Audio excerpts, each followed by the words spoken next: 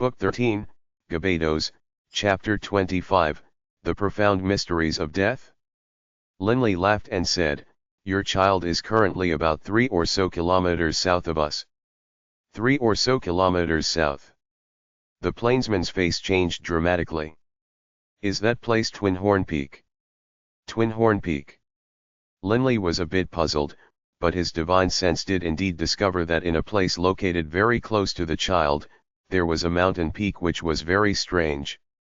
The top of the mountain peak was split apart, perhaps by the wind over the years, and had a lonely aura to it.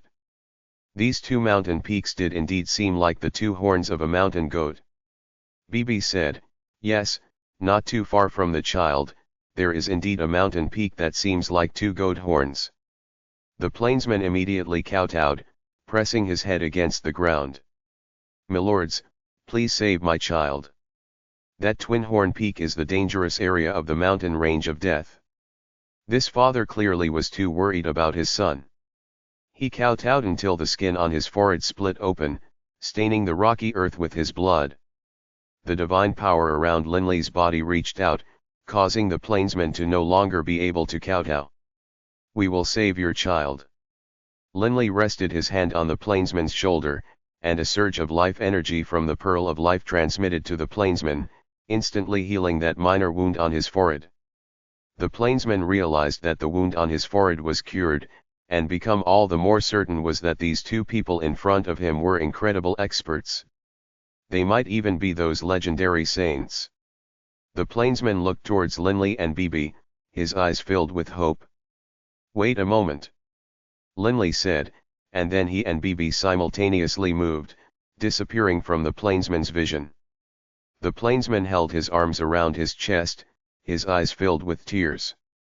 "My child will definitely be rescued. Definitely. Mountain range of death. Twin Horn Peak.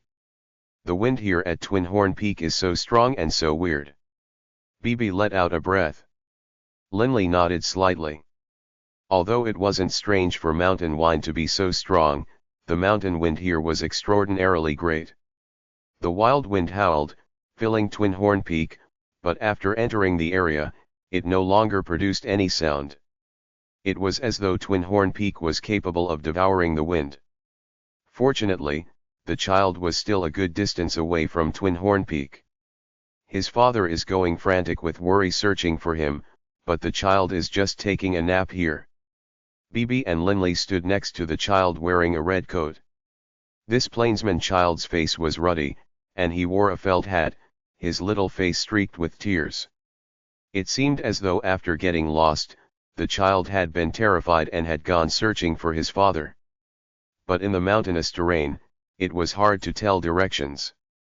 Even grown men who weren't familiar with this place would easily get lost, much less a child. "Hey." Bibi gently tweaked the child on his nose. The sleeping child wrinkled his nose. Because his breathing was interrupted, he woke up. At this time, Bibi naturally let go. Upon seeing Linley and Bibi, the child's eyes were instantly filled with a look of delight. "Big brothers, help me find father, I can't find him." The child instantly began to cry. "You little rascal.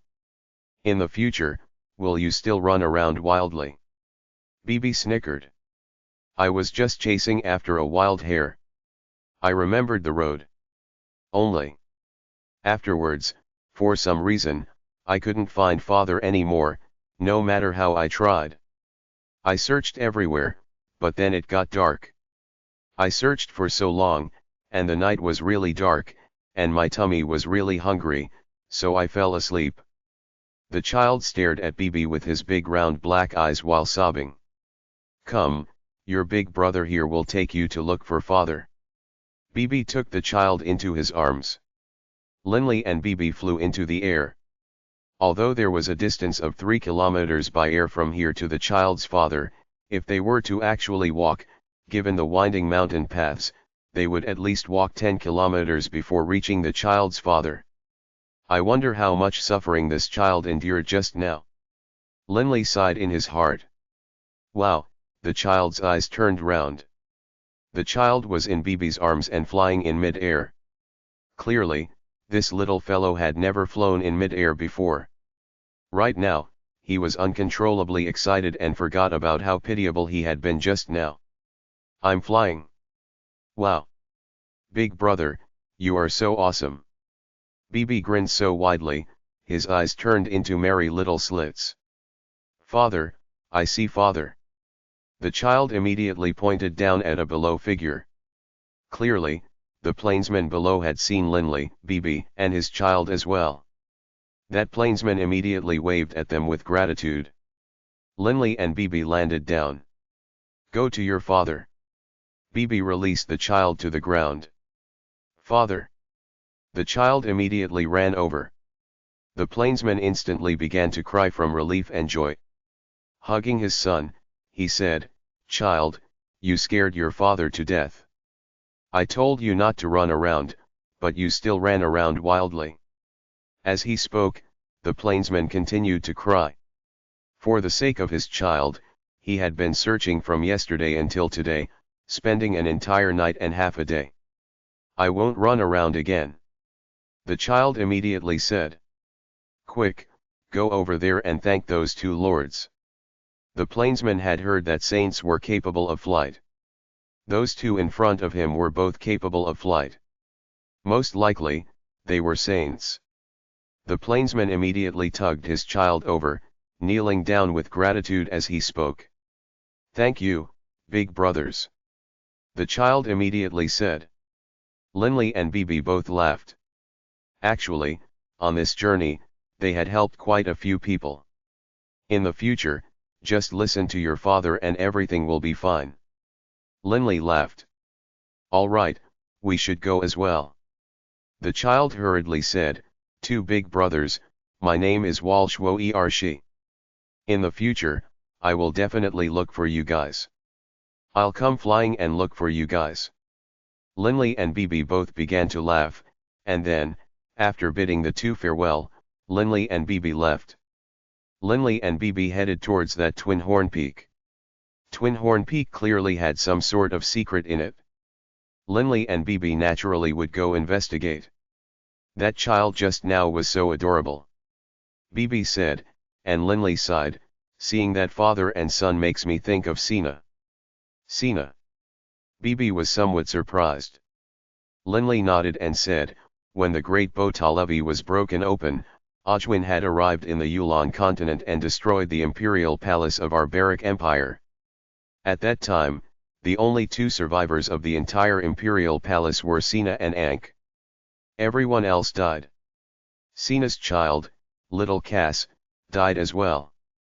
Despite so much time passing, Sina still feels great pain in his heart due to this. Dragon blood warriors had very few descendants.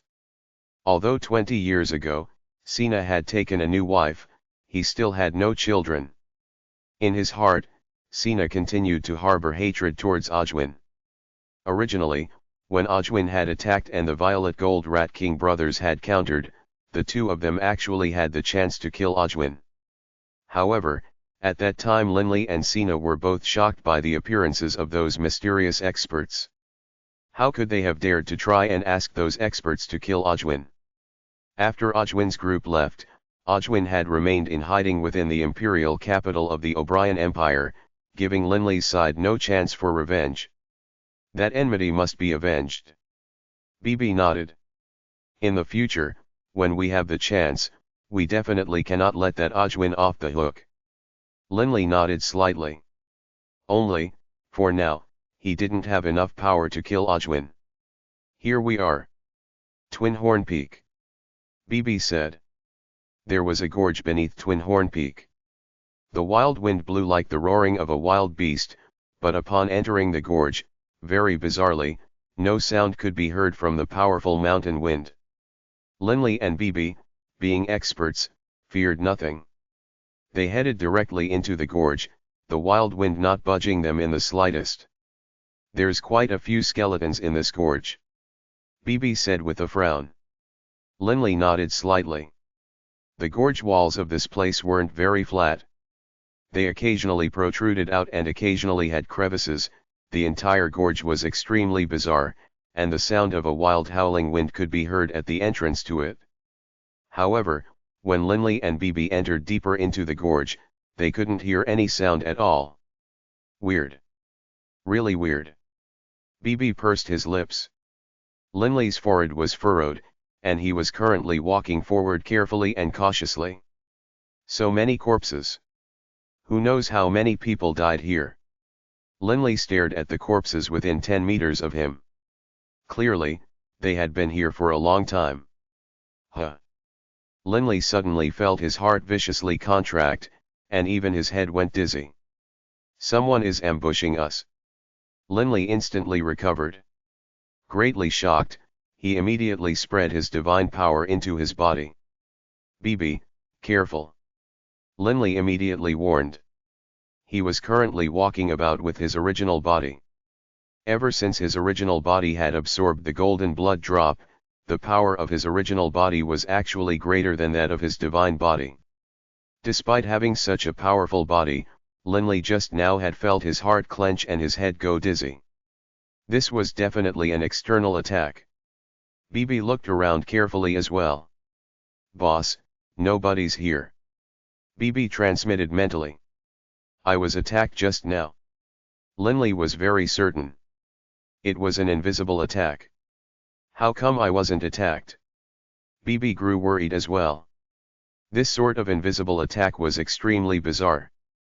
Linley and BB were on high alert for a long while, but didn't discover anything. HRM? That's not right. Linley experimentally retracted his divine power from his organs. Indeed, that feeling once more appeared, causing his heart to clench and his head grow slightly dizzy. However, Linley was able to maintain his clear-headedness. Linley spread out his spiritual energy, carefully searching. Only now did Linley clearly sense. After the wild, howling wind entered the gorge, because of the unique, bizarre shape of the gorge, the wind transformed. The wind elemental essences in this area were clashing against each other, creating a very strange sonic vibration. This sort of inaudible vibration was constantly broadcasting everywhere. Linley could sense his heart clench and his body feel uncomfortable. Even his head had grown dizzy. All of this was due to the sound entering his body. When Linley normally trained in the profound truths of velocity, he would occasionally analyze the profound mysteries of sound. After 20 years, although he hadn't made any major gains, he at least had a general idea of these profound mysteries. Linley was certain that sound was actually nothing more than sound waves which entered a person's ears, which naturally allowed them to hear it. But the strange sound waves of this valley were inaudible, yet could cause harm to the body. Even a body as powerful as Linley's had been impacted. If an ordinary person had entered this place, naturally they would have died. HRM? This is... A light suddenly flashed in Linley's mind. So sound waves actually have a profound mystery like this. Linley felt great joy in his heart. BB, I'm about to immediately begin training for a time. Linley mentally spoke to BB, and then ignoring all else, his divine clone flew directly out of his original body, sitting down within the gorge in the meditative position, beginning to attune with this strange sound wave. Not just his divine clone, even Linley's original body sat down at the same time, analyzing and sensing the profound mysteries contained within this sound wave. BB was somewhat astonished. What did the boss just gain an insight into? The more insights the boss gains, the better. BB was still rather happy. He then sat down as well. While Linley trained, BB decided to stay here and protect Linley. Linley's sudden flash of insight and decision to train was something that was out of Sadista's expectations. Sadista had looked forward to Linley and BB separating, giving him the chance to order his subordinate to kill Linley. But as things turned out, he didn't have any chance at all. In his training, Linley lost all track of time. His divine clone and his original body simultaneously attuned to the sound waves, both beginning to train and visualize. As for divine clone, it focused on the audible sounds, while the original body focused on the inaudible sounds. Then the two cross-compared. Linley's insights into sound rapidly began to rise at an astonishing rate. Time flowed on within the gorge. Quickly, Linley's two bodies became covered with a layer of dust and dirt. BB quietly trained as well. In the blink of an eye, 2 years passed. Nobody dared to come to Twin Horn Peak. Linley's two bodies as well as BB remained there in the meditative posture, and within Twin Horn Peak, those invisible sound waves continuously broadcasted out. Ha! The dust covering his body flew away. Linley's two bodies merged into one. A smile was on his face. Ha! I was wrong. I was wrong. In the elemental laws of the wind, sound should be divided into two aspects. The first is the profound mysteries of sound waves, while the other is the profound mysteries of music. Only when the profound mysteries of music and the profound mysteries of sound waves fuse into one can they be considered the profound truths of sound. Book 13, Gebados, Chapter 26, Homeland. Rumble, the dust flew away from BB's body as well. The dirt and dust were controlled by an invisible force, which then compressed them into a stone. BB pressed down on the brim of his straw hat, excitedly looking at Linley. Boss, just then, you talked about the profound mysteries of music, and also something about a profound mysteries of sound waves, and how fusing them would result in the profound truths of sound. What are these things? BB was very confused. Linley smiled slightly. Although he had only trained for 2 years, Linley's spiritual visualization and hypothesizing abilities were hundreds of times faster than before he became a deity. During this period of time, he had both of his souls simultaneously attuning and cross-referencing. The 2 years of training he had undergone could definitely compare to 200 years of training in his pre-deity time. With regards to the profound mysteries of music and sound waves, Linley already reached a certain level of skill. But of course, he was still very far away from true mastery. BB, when sound is created, it is actually just a form of sound wave. Linley explained. Since sound is actually a form of a wave, it naturally has its own vibrations. Every single second, it vibrates many times in a defined range, allowing our ears to hear it. This was something which Linley had came to understand regarding sound while back in Dragon Blood Castle. BB nodded. But the sounds that we cannot hear will create a curious effect. Linley immediately controlled the wind elemental essence, then began to agitate it. The different elemental essence particles collided against each other, forming sound waves. Instantly, sounds began to ring out.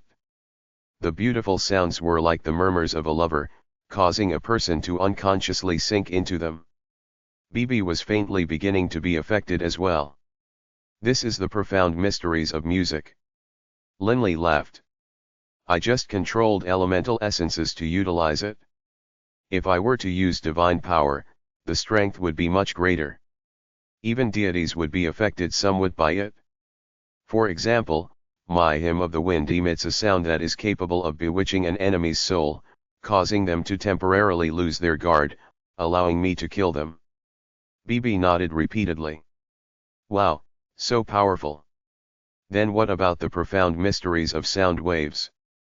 I just said that sound waves, being waves, are vibrational in nature. If they vibrate a certain number of times within a certain range each second, we will be able to hear it. But, once the vibrations exceed that range, it is different. Linley sighed. In the past, I didn't understand this. But upon seeing those sound waves that were formed by this gorge, I understood. Oh. BB was somewhat surprised. Watch. Linley's powerful spiritual energy once more took control over the local wind elemental essence. The unique sound waves once more appeared, this time transmitting directly towards the nearby mountain walls. Suddenly, the mountain walls of the gorge seemed to begin to vibrate like a living creature. With a rumbling sound, shattered bits of rocks began to fall down from the wall. Hey! BB was very surprised. Linley strengthened his spiritual energy, and instantly the vibrations of the wind elemental essences grew stronger as well. Dang! Dang! The entire gorge began to shake as a knocking sound could be heard. And then, with a boom sound, countless boulders at each side of the gorge exploded, transforming into countless pieces of pebbles. Wow! BB's eyes were wide. Originally, because of this gorge's unique structure, the wild wind would blow in and create those wind waves. But now, with Linley's display of force, the structure of the gorge changed dramatically. It could no longer create those sound waves. Instantly, the howling wind could once more be heard, and countless bits of rocks flew about everywhere, the air instantly being filled with dust. Only a long time later did the air return to its normal calm. Only, this gorge was now filled with the howl of the wind. The mountain range of death will never be the mountain range of death again. Linley let out an emotional breath. Boss, this sort of attack is so powerful. BB exhaled in amazement. Linley laughed calmly, it's fairly ordinary. I've only gained a little bit of skill in the profound mysteries of sound waves. Right now, based on what I have learned, the profound mysteries of sound waves can only be used for material attacks, while the profound mysteries of music can only be used to affect the soul. However, if the enemy doesn't understand it, then even a deity-level expert will probably suffer a bit of a disadvantage. Sound waves, music. These were two different aspects of sound. One attacked the body, the other affected the soul. I'm not certain about its true power either. After all, I've only gained a bit of skill. Linley still had a smile on his face. This was why he loved to train. Linley felt as though each insight was a new understanding for him with regards to the universe. Gaining insights and meditation represented that one day, without moving at all, he would be able to cause the heavens to shatter. Only, who knew how long it would be before that day came? BB, what profound mysteries did you gain insight into upon becoming a deity? Linley asked curiously. BB pursed his lips. With resignation, he said, nothing as powerful as yours, boss. It is only usable for preserving my life. It is very similar to that of that king of killers, Caesar. If I were to fight with someone, I'd still have to rely on using my natural ability. Linley somewhat understood. Suddenly. Rumble. The world shook slightly. This faint vibration transmitted throughout the Yulon plain, and the eyes of countless deities turned towards the west. BB and Linley naturally stared towards the north. Someone else became a deity. BB said in surprise. The descent of the natural laws was proof of someone becoming a deity through their own efforts.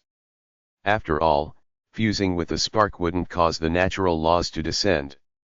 This isn't the first time either. It seems a few years ago, someone in the West became a deity on their own as well. Linley stared below in confusion, stretching out with his divine power. It should be in the area of the Holy Union. What's going on? In the past few years, two people became deities on their own. To become a deity through one's own efforts was very difficult. Precisely because it was difficult, it was very precious. A few years ago, a person had become a deity on his own, causing Linley and the others to sigh in surprise.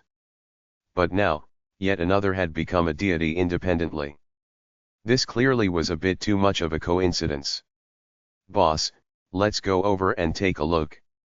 BB said hurriedly. The Holy Union. Linley started slightly, as though thinking of something.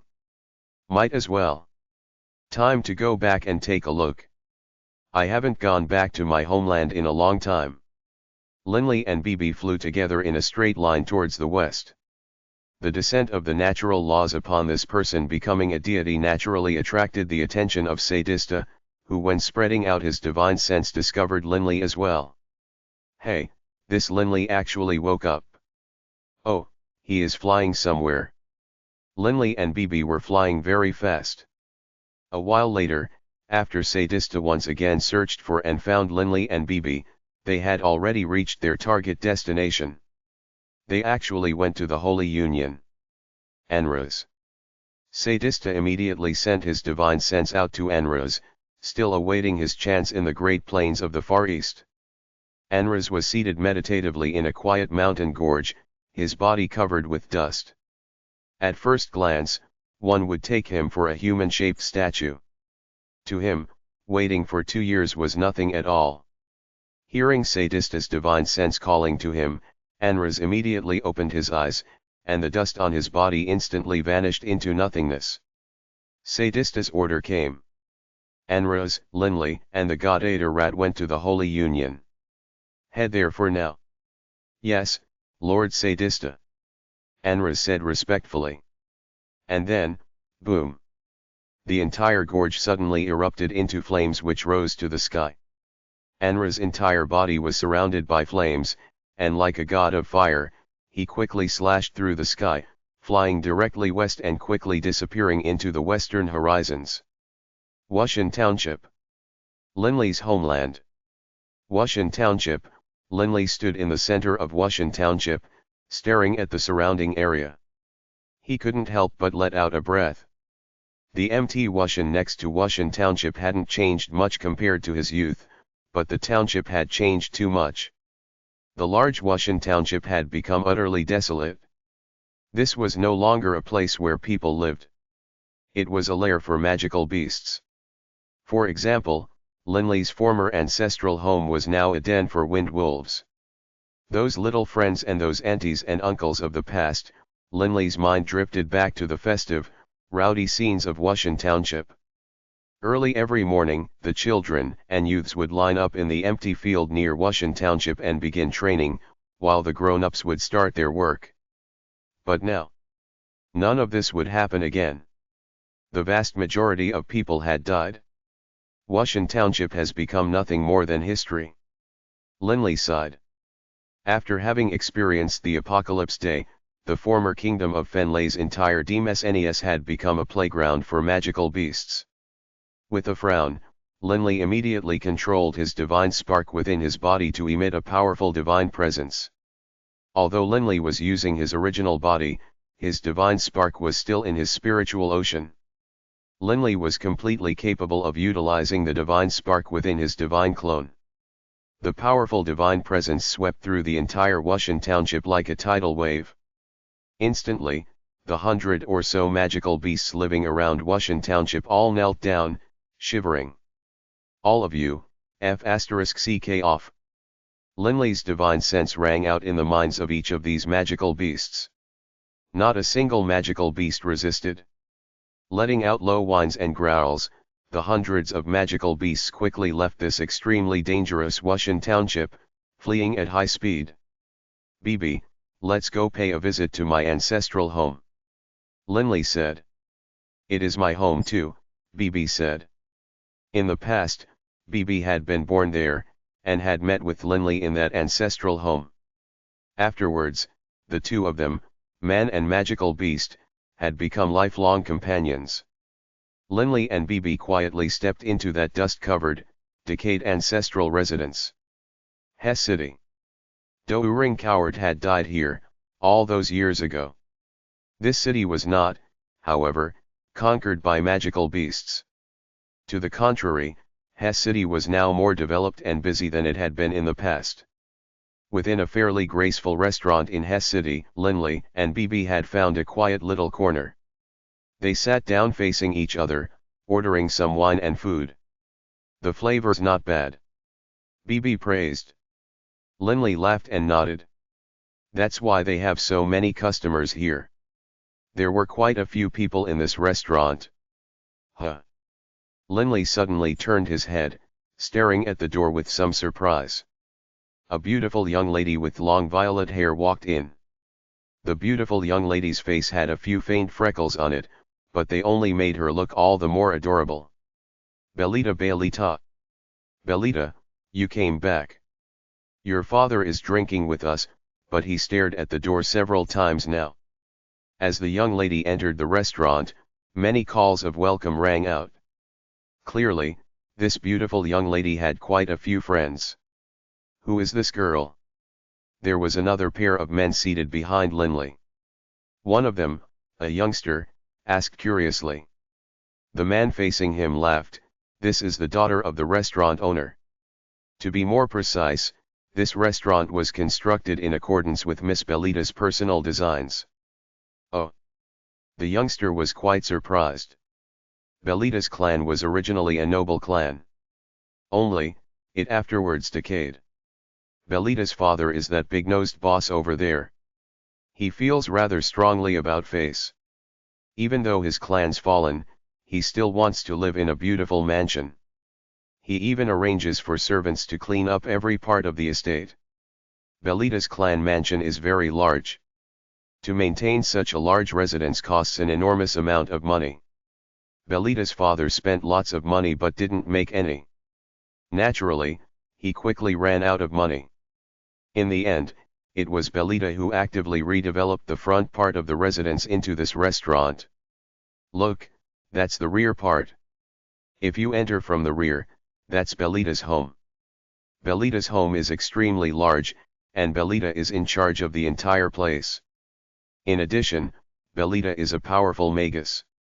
Supposedly, she is already of the 5th rank. Hearing this explanation, Linley also glanced at the violet-haired beautiful girl with some surprise. Boss, this Belita is really quite impressive. Linley also felt that the design and decoration of the restaurant was not bad. Both the interior and the exterior were excellent, which was why Linley and Bibi had chosen this restaurant. He hadn't expected that it was all designed by a young lady. And, from the looks of it, although this young lady was young, she managed her entire clan. Father, I'm not feeling very well. I'll go back and get some rest. Belita said to her father, who was drinking wine. If you aren't feeling well, then quickly go get some rest. The big-nosed middle-aged man said hurriedly. Belita, after speaking, walked into a rear door, entering her family's residence. HRM. At this moment, Linley suddenly frowned slightly. Book 13, Gebados, Chapter 27, The Lord of Mount Copper Gong. Boss, it looks like a figure with some background has arrived. Bibi laughed as he looked at Linley. Linley nodded slightly as well. A very ordinary youth who actually has 2 experts of the 9th rank as escorts. An ordinary clan isn't capable of this. Belita. A somewhat angered voice rang out from the doorway of the restaurant, and a youth with golden curly hair entered the restaurant. The youth with curly golden hair was followed by 2 grim middle-aged men. The gold-haired youth stared at the violet-haired beauty. Belita, you are going to act as though nothing happened. Ah, young Master Hubert Habote. The big-nosed middle-aged man stood up, immediately speaking warmly. Please sit and discuss matters slowly with Belita. Humph! The gold-haired youth stared coldly at the middle-aged man. *CK off. The big-nosed man let out an awkward smile, no longer daring to speak. Belita frowned. Turning, she looked at the gold-haired youth and she said seriously, Hubert, I admit that my actions didn't give you face. However, I don't like you. It is as simple as that. I hope, young Master Hubert, that in the future, you will spend your efforts on other women. Hubert was silent for a moment, and then hatred flashed in his eyes. Fine. Fine. Belita. I, Hubert, have never been so courteous to anyone before, but to you, I've given gifts time and time again, thinking of any and all ways to make you like me. But it seems as though everything is useless. Hubert's face turned cold. Humph. Then, Belita, don't blame me for what I am going to do. Belita was capable of sustaining her family at such a young age. Naturally, she could guess what Hubert was about to do. Hubert, given your conditions, you can get any woman you want. Why waste your time on myself, a girl from a fallen noble clan? Belita spoke in a very delicate manner. There is nothing that I like which I cannot get. As he spoke, Hubert's jaw quivered, and his eyes were filled with absolute indifference. Uncles, take her back. Hubert's words caused Belita's face to instantly turn ashen, without a hint of color. She knew exactly how monstrously powerful Hubert's family was. Precisely so, she had never dared to offend Hubert too much. Only, on this issue, she had to maintain her bottom line. Yes, young master. The two grim middle-aged men behind Hubert bowed, responding to the order. Wait, wait. The big-nosed man hurriedly walked in front of Belita, repeatedly begging, Young Master Hubert, please spare my daughter. I'll do anything you want. Even if you want me to give you this ancestral estate, I'd be willing to do so. I beg of you, spare my daughter. Belita stared at her father in shock. Was this her father, who dearly loved Face and spent all his time drinking and making trouble? Belita, in her heart, had always somewhat looked down on her father, but at this moment, she discovered that her father wasn't what she had thought him to be. Humph, who wants your sh*tty house? Hubert said disdainfully.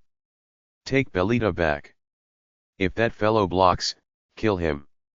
Yes. The two grim men let out cold laughs as they walked over. The big-nosed man hurriedly moved to block in front of his daughter, as though wanting to protect her. Father, step away. Belita hurriedly pushed at her father, but at this moment, her alcoholic of a father seemed to have tremendous strength, standing unmoving right in front of her. F***ck off. One of the callous middle-aged men let a remorseless kick towards the big-nosed man. Nobody in the restaurant dared to make a sound. Those drinkers all knew the power which Hubert held within Hesse City. No one dared to stop him. All of them looked towards Belita and her father, their eyes filled with sympathy. As they saw it, Belita and her father's fate had already been set. But the strange thing was, halfway through his kick, that callous man's leg suddenly went limp, and then he slid to the floor like a heap of mud. His nose, eyes, mouth, and ears all had blood flowing out of them. He died. Everyone was stunned. Even that arrogantly shouting Hubert was stupefied. The expert of the 9th rank next to him immediately went down to one knee, supporting his comrade. Big brother, what happened? This expert of the 9th rank couldn't believe it. His big brother, who had reached the 9th rank, suddenly died. Who was it? Come out. That expert of the 9th rank shouted coldly, his eyes filled with a hint of rage. Nobody dared to make a sound. This expert of the 9th rank let out a cold sneer. Whoever killed my big brother, you'd best show yourself. Otherwise, everyone in this restaurant will die. It can be considered to be caused by you. This expert swept his gaze at the surrounding people. The entire restaurant full of guests all felt a cold aura sweep through them. Take your young master and F***ck off. A sound rang out. The expert of the 9th rank immediately turned to look, focusing his gaze on the speaker. Even Belita and her father turned to look. They saw a young man with long hair, who was sitting face to a handsome youth wearing a straw hat. Hubert took 2 steps forward, shouting icily, Who are you? How dare you interfere in my affairs? Ever since he was born, nobody had ever dared to violate his commands. Whatever he wanted to do, he had done, especially within Hesse City. Even the words of the king of the kingdom weren't as effective as Hubert's. Having been a little tyrant since youth, Hubert had never feared anyone. So annoying. BB unhappily splashed the wine in his cup over, drenching Hubert's face with it. F***ck off. Hubert was stunned. He wiped the wine off his face, his eyes instantly turning red. Insult. Hubert had never suffered any sort of mistreatment since he was young. When Belita refused him, she had done so in a very graceful, indirect manner. But Hubert still felt that he had lost face, causing him to be extremely angry. But what BB had just done was the greatest insult he had ever suffered from birth until now. Kill him for me. Hubert's voice screeched out, pointing at BB as he bellowed. BB raised his head, grinning at him. Swish. BB suddenly disappeared. With a clear whap palm slap sound, Hubert was sent flying upwards, before smashing down on a nearby chair. Hubert's head was at a strange angle on the floor, staining it with blood. Instantly, the face of that expert of the 9th rank changed, and with a flash, he hurried over. Whap. Yet another palm slap. The expert of the 9th rank was sent flying as well. He spat out a mouthful of blood from the blow, but he didn't die. You are dead meat. The expert of the 9th rank forced himself to rise to his feet. Seeing the odd angle at which Hubert's head was at, he saw clearly that Hubert was dead. Dead meat. BB's handsome, slender face revealed a wicked grin. He intentionally combed his hair a few times, put on his straw hat again, then beamed at the expert. We'll wait right now. I want to see how you are going to let us die. Linley just watched from the side, not trying to stop him. The expert stared hatefully at Linley and BB, then raised his head and let out an angry howl. The howl was extremely ear-piercing, instantly spreading out from the restaurant. Hurry, leave. Belita ran over, hurriedly urging Linley and BB. That Hubert's father is an extremely powerful expert. Nobody dares to offend him. Quick, leave. Belita didn't want the two people in front of her to be harmed due to her. Linley and BB exchanged a glance. Actually, the reason BB didn't kill that expert of the 9th rank was to draw out that expert behind him. Only by doing so would they guarantee that this girl wouldn't suffer any following calamities. Boom. A terrifying sonic boom sounded out from afar. Instantly, a figure appeared within the restaurant. The expert of the 9th rank fell to one knee. Lord Rieger Lege, your subordinate was useless. The young master was already killed by those two men. While speaking, the expert's body was trembling. The person who had come was powerfully built, had a bearded face, and fierce eyes. But when the powerful man saw Hubert, lying on the floor with his head at a crooked angle, he was stunned for a long moment. Then, he looked at the expert of the 9th rank. The young master is dead. Why aren't you dead? The expert of the 9th rank instantly realized what was about to happen, but before he had a chance to react, a blade light flashed, and the expert's head went flying. Many of the people in the restaurant were so terrified that their eyes went round. Belita and her father stood together, not daring to make a sound. Belita looked towards Linley and BB, her eyes filled with worry. It was you who killed my son. Rieger stared at Linley and BB. Yep. BB looked disdainfully at Rieger out of the corner of his eyes, his delicate face covered with disdain.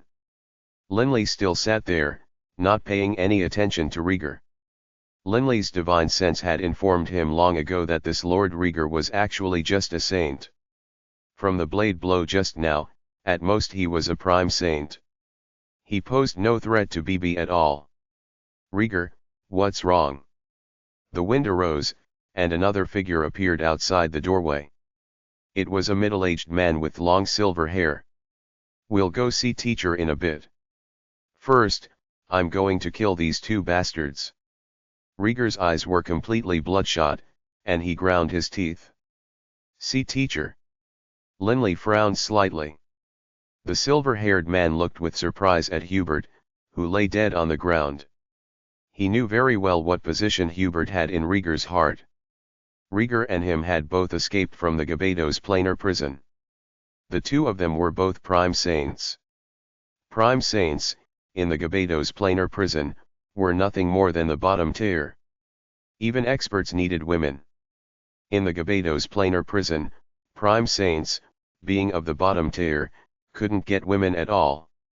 Once they escaped from the Gebados Planar Prison, they naturally would have to enjoy women. As for Rieger, he naturally ended up with a son.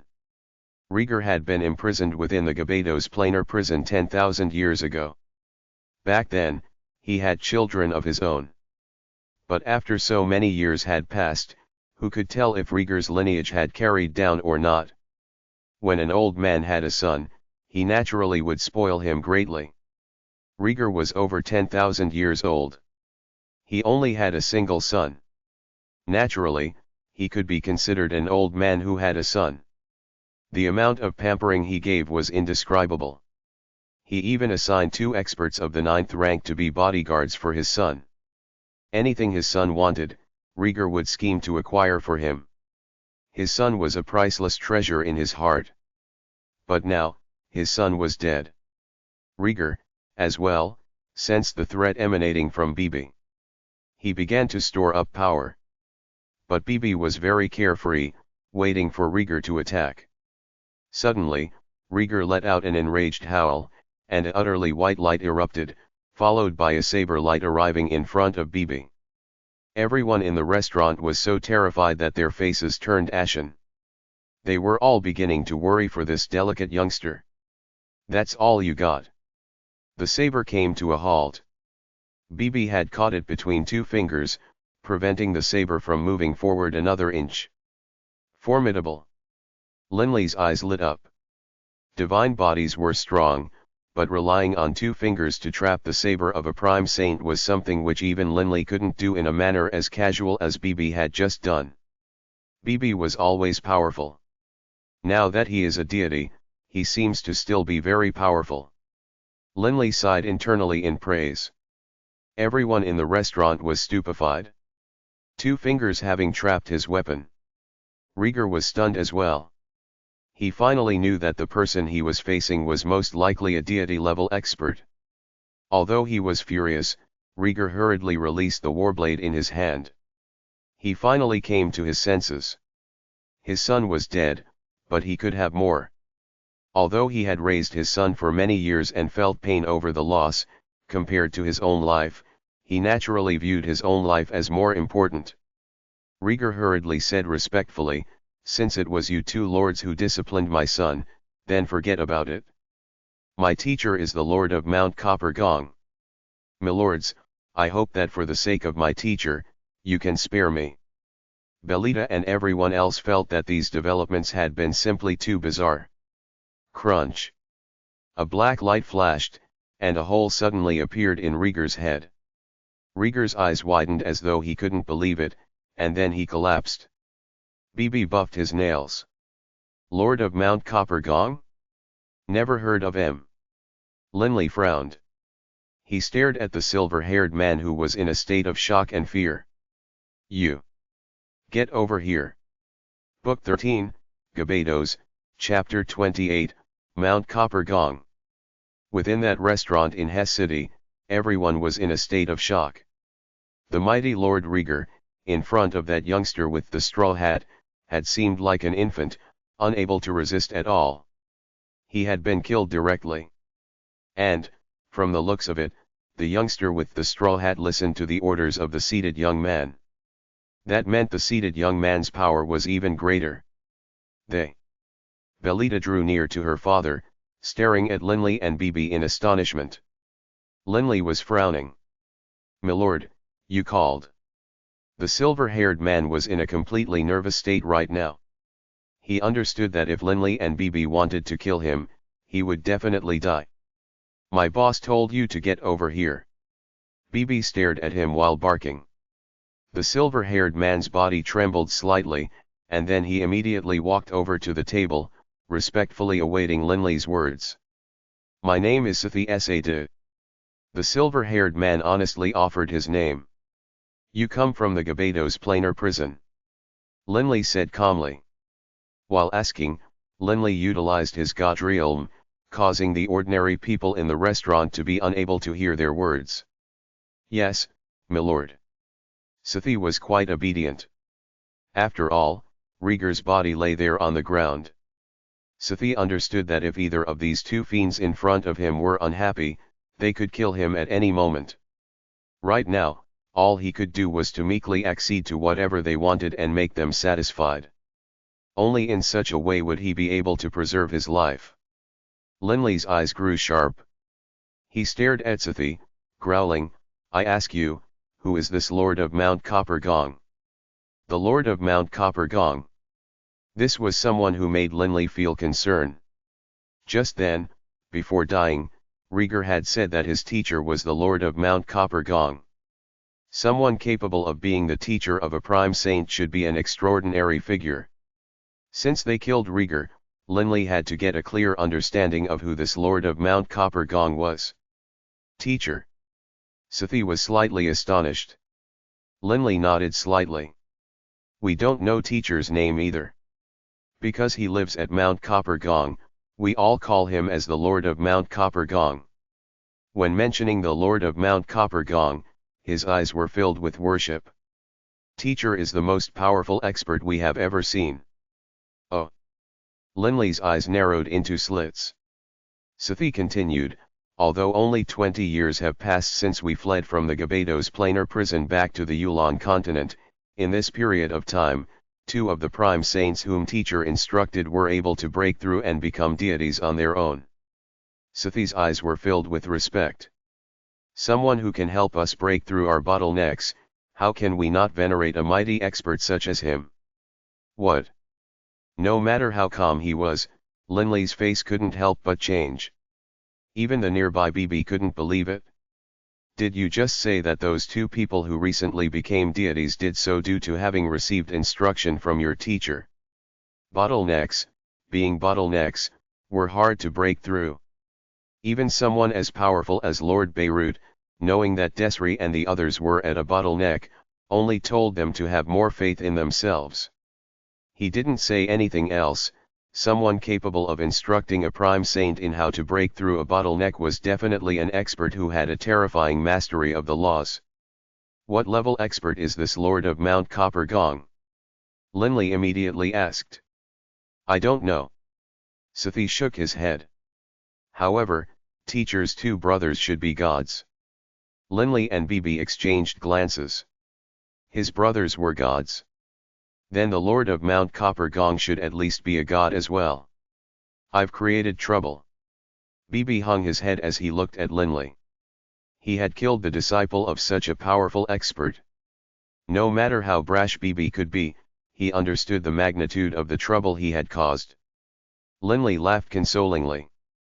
BB, it seems our journey will have to be cut short. After having offended such a powerful foe, they had to hurry back to Dragonblood Castle. Right. BB nodded. Milord, no need to worry. Hearing Linley and BB's words, Sathi understood what BB was thinking. He hurriedly said, Milords, please don't worry. You killed Rieger, but nobody will come make trouble for you. Linley and BB were somewhat startled. Oh. Linley looked at him, waiting for him to explain. BB also said, Sathi, can it be that your teacher won't show his face for his disciples? Sathi hurriedly said, Milords, what sort of status does the Lord of Mount Copper Gong have? Rieger and I are only prime saints. How can we become his disciples? But you refer to him as teacher. BB was puzzled. Sathi laughed self-mockingly, Milords, although we refer to the Lord of Mount Copper Gong as teacher, that's just how we address him. The Lord of Copper Mountain has never acknowledged us as his disciples. Linley frowned. Explain in detail. Sathi explained, Milords, we all fled from the planar prison. And then, we came to live here. Only, afterwards, we heard that an ultimate expert lived in Mount Copper Gong who would occasionally give guidance to those trainees who came to him for advice. There are many experts who go pay their respects to the Lord of Mount Copper Gong. Rieger and I are just 2 of the many. Only, because we received some tutelage from the Lord of Mount Copper Gong, we respectfully address him as teacher. Only, the Lord of Mount Copper Gong himself has never acknowledged us as his disciples. If we truly had a teacher such as him, in the planar prison, we wouldn't have been in such bad straits. Linley and BB instantly understood. You really are shameless. BB snickered. Sathi laughed awkwardly. This Lord of Mount Copper Gong really is a miraculous figure. Linley sighed in praise. An expert like this would actually give tutelage to those who came to him for instruction. At the very least, he wasn't the selfish, self-centered type. Just now, you said that those two who had become deities on their own recently did so thanks to the tutelage of the Lord of Mount Copper Gong.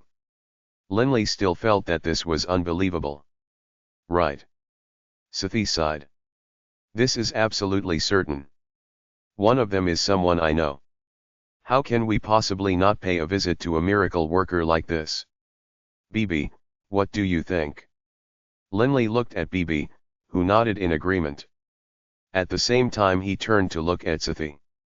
Hey, where is Mount Copper Gong? Mount Copper Gong is in the southern regions of the Holy Union.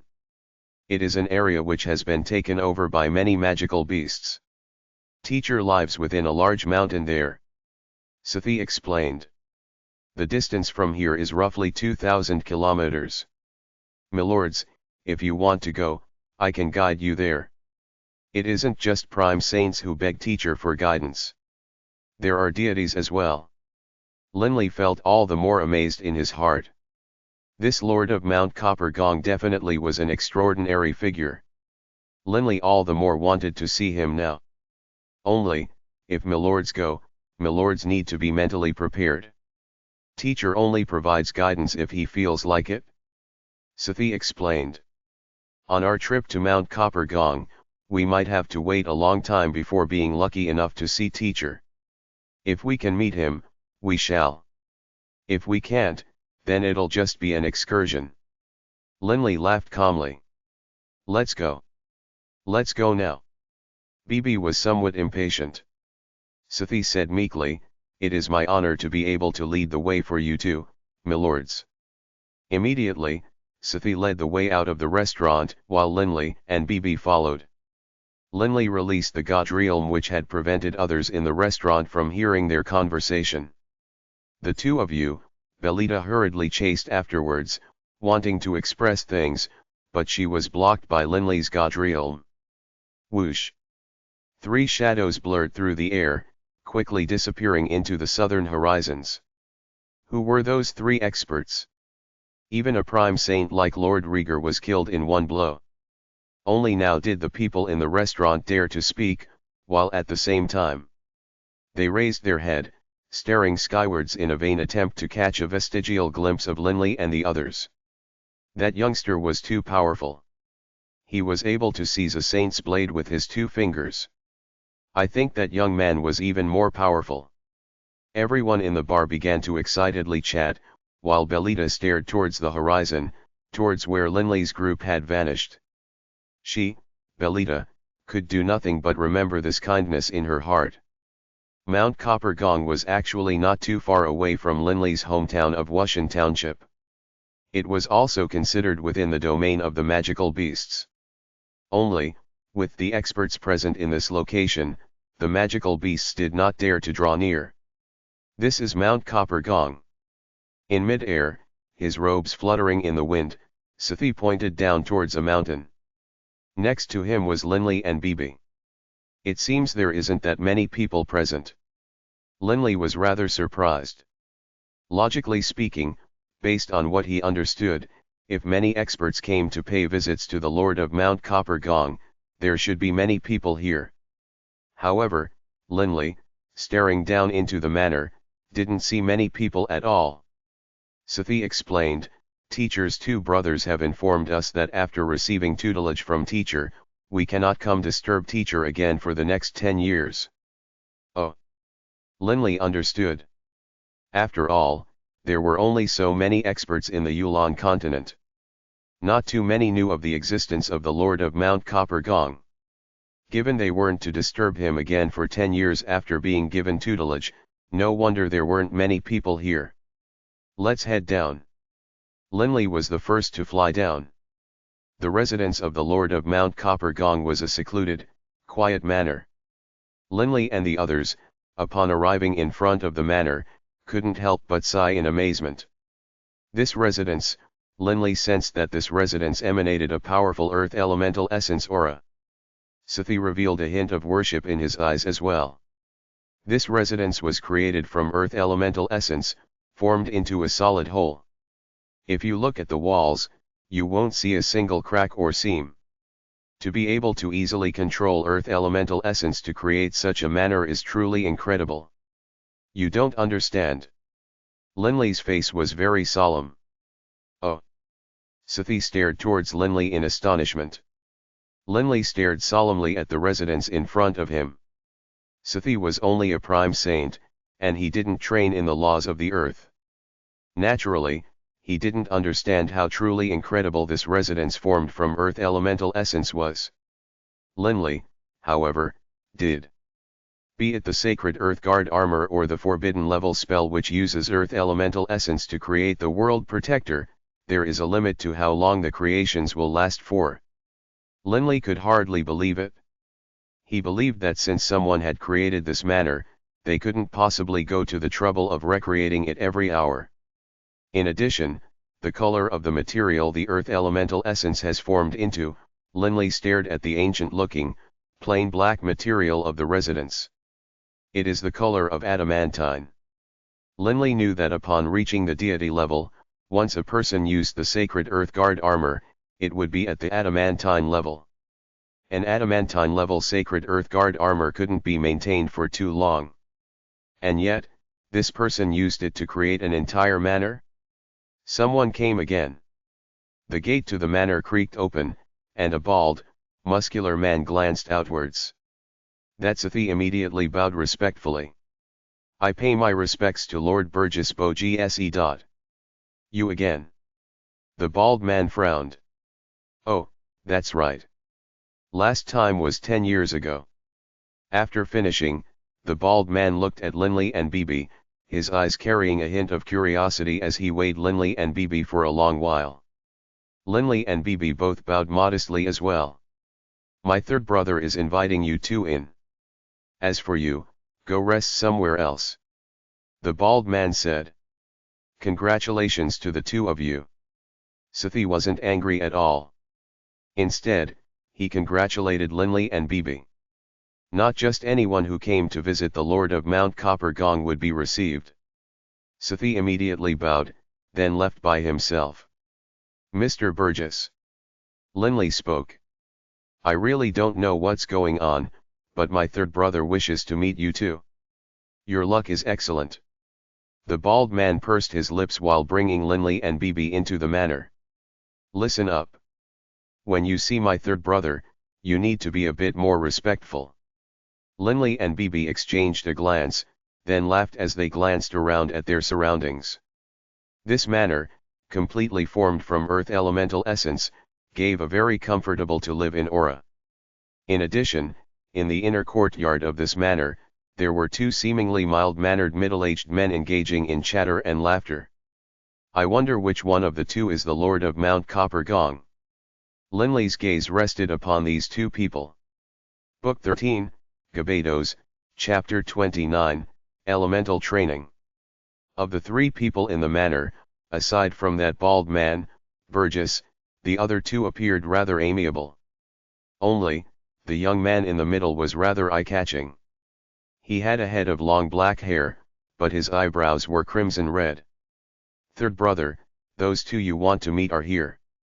The bald man said as he walked in. That man with the crimson eyebrows looked towards Linley and Bibi. His gaze paused momentarily on Bibi, and then he said with a laugh, the two of you, take a seat first. As he spoke, he pointed at the nearby seats in front of him. Thank you, my lord. Linley and Bibi both said courteously, and then they sat down on the chairs in front of the man with the crimson eyebrows. Big brother, second brother, you two can go about your business. I'll have a private chat with these two young fellows. The man with the crimson eyebrows said. The bald man and the other middle-aged man clearly were very obedient towards their third brother. They both nodded then departed. The man with the crimson eyebrows looked towards Linley and Bibi. Laughing, he said, you can address me as Mr. Leyland. If you have come to my residence because there's something the two of you need from me, go ahead and tell me. Mr. Leyland? Linley and Bibi were both rather surprised. Hey, doesn't this Lord of Mount Coppergong normally not divulge his name to people? Mr. Leyland. Bibi called out in surprise. What? Leyland looked at Bibi, puzzled. My boss is named Linley. Bibi was quite amazed. Linley. Mr. Leyland was amazed for a moment as well before recovering. Prior to this, Linley hadn't noticed this point himself. But now, he realized. Linley and Leyland, weren't they just the same thing, except swapped around? You really are named Linley. This Lord Leyland was very surprised. Linley nodded and laughed. Yes, Mr. Leyland. My full name is Linley Barrack. This Mr. Leyland calmed down as well, laughing loudly. Haha, what a coincidence. I'm the opposite of you. Leyland is my clan name. My full name is Zacharias Giacalias Leyland. It seems we really do have a bit in common. Indeed. Linley felt that this was quite the coincidence as well. After this discovery, Linley was no longer reticent in front of this Lord Leyland. Mr. Leyland, I have come due to an issue regarding training. Linley said. Virtually everyone who comes looking for me does so because of training issues. Leyland pursed his lips and laughed. Only, let me give you advance warning. All I can do is give you some guidance. In addition, I am only skilled in the elemental laws of fire and the elemental laws of earth. I would most likely only be able to say a few words regarding the other elemental laws. Linley laughed. The laws of the earth? Actually, just from looking at this manner, Linley knew that this Lord of Mount Coppergong definitely trained in the laws of the earth. Speak. Leyland laughed. Linley explained his frustrations and concerns regarding his bottleneck. Mr. Leyland, I am currently training in the throbbing pulse of the world of the laws of the earth. Only, I have already reached the level of 2 fused waves of the throbbing pulse of the world, but no matter what I try, I am unable to reach the final step of fusing everything into one. You train in the throbbing pulse of the world? The Lord of Mount Coppergong, Leyland, raised his eyebrows.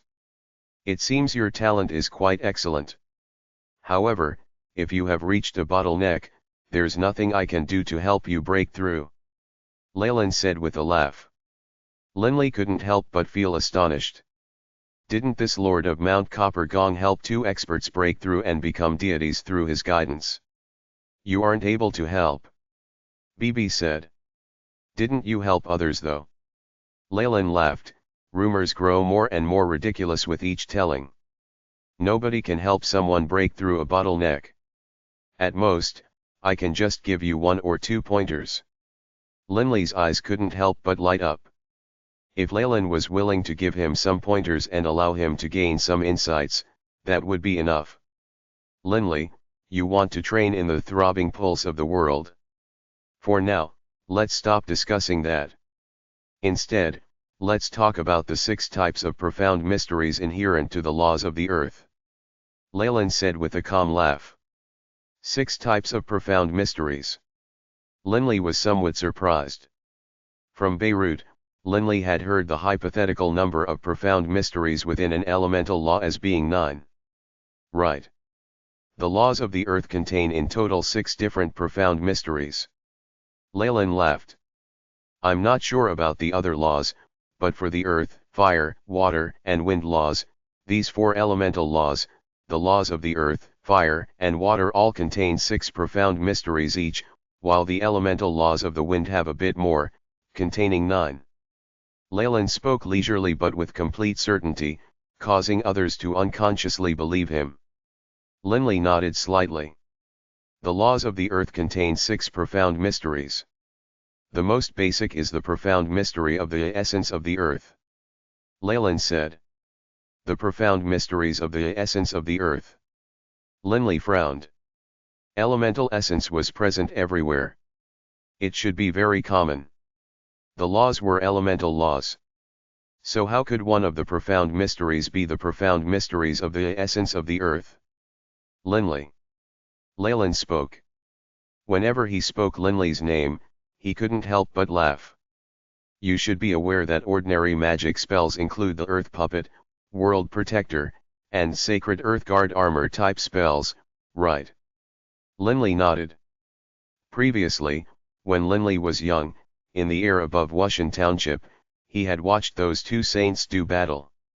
That grand mega saint had utilized the forbidden level spell, World Protector. Regardless of whether it is the World Protector or the Sacred Earth Guard armor, they all are considered a very basic way of using the profound mysteries of the essence of the earth. Leyland explained slowly, the essence of the earth can transform into countless shapes. You can use it to create a human figure, a magical beast figure, or even a set of armor. The essence of the earth, in the late stages of mastery, represents a deep level of proficiency in utilizing elemental essences. For example, my manner. Leyland pointed at his manner. Linley, look at this manner. In terms of toughness, it is comparable to adamantine. In addition, it will exist in perpetuity. Tell me, how did I accomplish this? This. Linley was very puzzled about this to begin with. But now, Linley somewhat understood that this manner in front of him was most likely formed after reaching the level of complete mastery in the essence of the earth. Linley, experts of the laws of the earth should have the most powerful defenses. Leyland's eyes, beneath those crimson eyebrows, were shining. Amongst them, the most powerful physical defenses rely on the essence of the earth, while the most powerful spiritual defenses rely on the throbbing pulse of the world. Linley nodded in agreement. He himself used spiritual energy to form a spiritual pulse guard defense.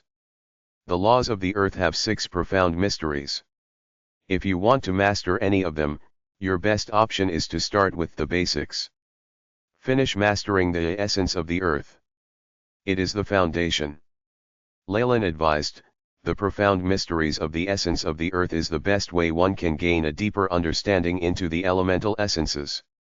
Once your understanding of the elemental essences reaches a certain level of depth, then it will become much easier for you to gain insights into the other profound mysteries of the laws. Linley somewhat understood now. The final, omega wave of the throbbing pulse of the world is extremely hard to achieve. I'm not able to provide any direct advice, but I imagine that if you can focus and meditate on the profound mysteries of the essence of the earth, perhaps it will be of benefit to you in breaking through with regards to the throbbing pulse of the world. Leyland laughed. Thank you, Mr. Leyland. Linley's heart was filled with gratitude. Everything relies on you yourself. Leyland laughed. Then, how about this? Linley, take a close look. Leyland looked into the air. Suddenly, in the air above, earth elemental essence began to gather. Linley raised his head to watch as well. An explosive surge of earth elemental essence was rapidly condensing, and even began to emit a faint rumbling sound. An enormous earthen cloud appeared in the sky above Mount Copper Gong, and then this cloud of earth transformed into an earth-colored python that was 100 meters long. Hiss! The python seemed to be real, occasionally revealing its fangs. This enormous python which had appeared in mid-air truly did cause Linley to feel shock in his heart. Is this the result of mastery in the essence of the earth? Linley secretly wondered. Now, take a close look. Leyland said in a low shout. Linley immediately focused his attention while at the same time, spreading out his divine sense to carefully study every single movement of this enormous python. This 100-meter-long coiling python suddenly whipped out its tail in a fury, its thick, long serpentine tail lashing out like the crack of a whip. Rumble! The whipping tail attack of the python actually created spatial ripples that were visible to the naked eye. The spatial ripples were simply too great. Every single ripple caused space to crack. Instantly, in the air above Mount Copper Gong, the rippled, cracked space began to reveal itself, appearing then disappearing. Only, as the spatial ripples continued to spread outwards, the strength naturally began to decrease. Despite that, however, the nearby trees that were impacted by these spatial ripples were instantly transformed into dust. Is this the throbbing pulse of the world? Linley was astonished. This is the throbbing pulse of the world at mastery. Leyland laughed as he looked at Linley. The throbbing pulse of the world can be utilized through creatures formed from elemental essence. Linley was very surprised. Why not? Leyland laughed calmly as he spoke. And this is just the throbbing pulse of the world and the essence of the earth used separately. If I were to fuse the two of them and then use them, most likely this Mount Copper Gong would no longer exist. Linley's heart was filled with amazement. He knew that the profound mysteries of the elemental laws could fuse with each other. So powerful. The nearby BB let out a sigh of praise as well, then he looked at Leyland in confusion. Mr. Leyland, just now, you said that of the earth, fire, water, and wind elemental laws, only the elemental laws of the wind have 9 profound mysteries. The other 3 only have 6 profound mysteries. Then doesn't that mean that it will be very hard to train in the elemental laws of the wind? No. Leyland let out a sigh. The numbers might be different, but the total difficulty level is roughly the same. For example, the throbbing pulse of the world and the gravitational field profound mysteries of the laws of the earth are all extremely hard to learn. In order to reach mastery in either of the two, one must spend tremendous effort, have some good luck, and also occasional flashes of insight. Linley, first train in the essence of the earth. Perhaps it will bring you some unexpected surprises. Leyland laughed. Linley nodded slightly. Linley knew that the essence of the earth was fairly easy to pick up. After all, in the past, most of his magic was based off of controlling elemental essences. Mr. Leyland, might I ask if in the future, I can come again to ask for your aid? Linley asked. Of course you can. So long as I remain here at Mount Copper Gong, you can come find me. Leyland said. Linley could hear Leyland's unspoken meaning. Mr. Leyland, can it be that you are going to leave? Leyland nodded and sighed. Indeed. In the not too distant future, I will indeed leave this place. After speaking, Leyland seemed to have thought of something. Letting out a sigh, he no longer spoke. And then, Linley and BB thus settled down within Mount Copper Gong while sending a message via divine sense to the people in Dragon Blood Castle. Normally, they quietly trained here at Mount Copper Gong. While training in the profound mysteries of the essence of the earth, Linley slowly began to discover the benefits to training in the essence of the earth. Within a quiet courtyard, Sadista once more spread out his divine sense to search for Linley. He couldn't help but frown, his eyes containing a hint of anger. This Linley is still together with that god-eater rat. Humph. And this mountain actually has 2 other gods. Given Sadista's power, he could easily discover those 2 gods. Just gods. Sadista didn't care about them at all. But it seems we still need to wait for the right chance.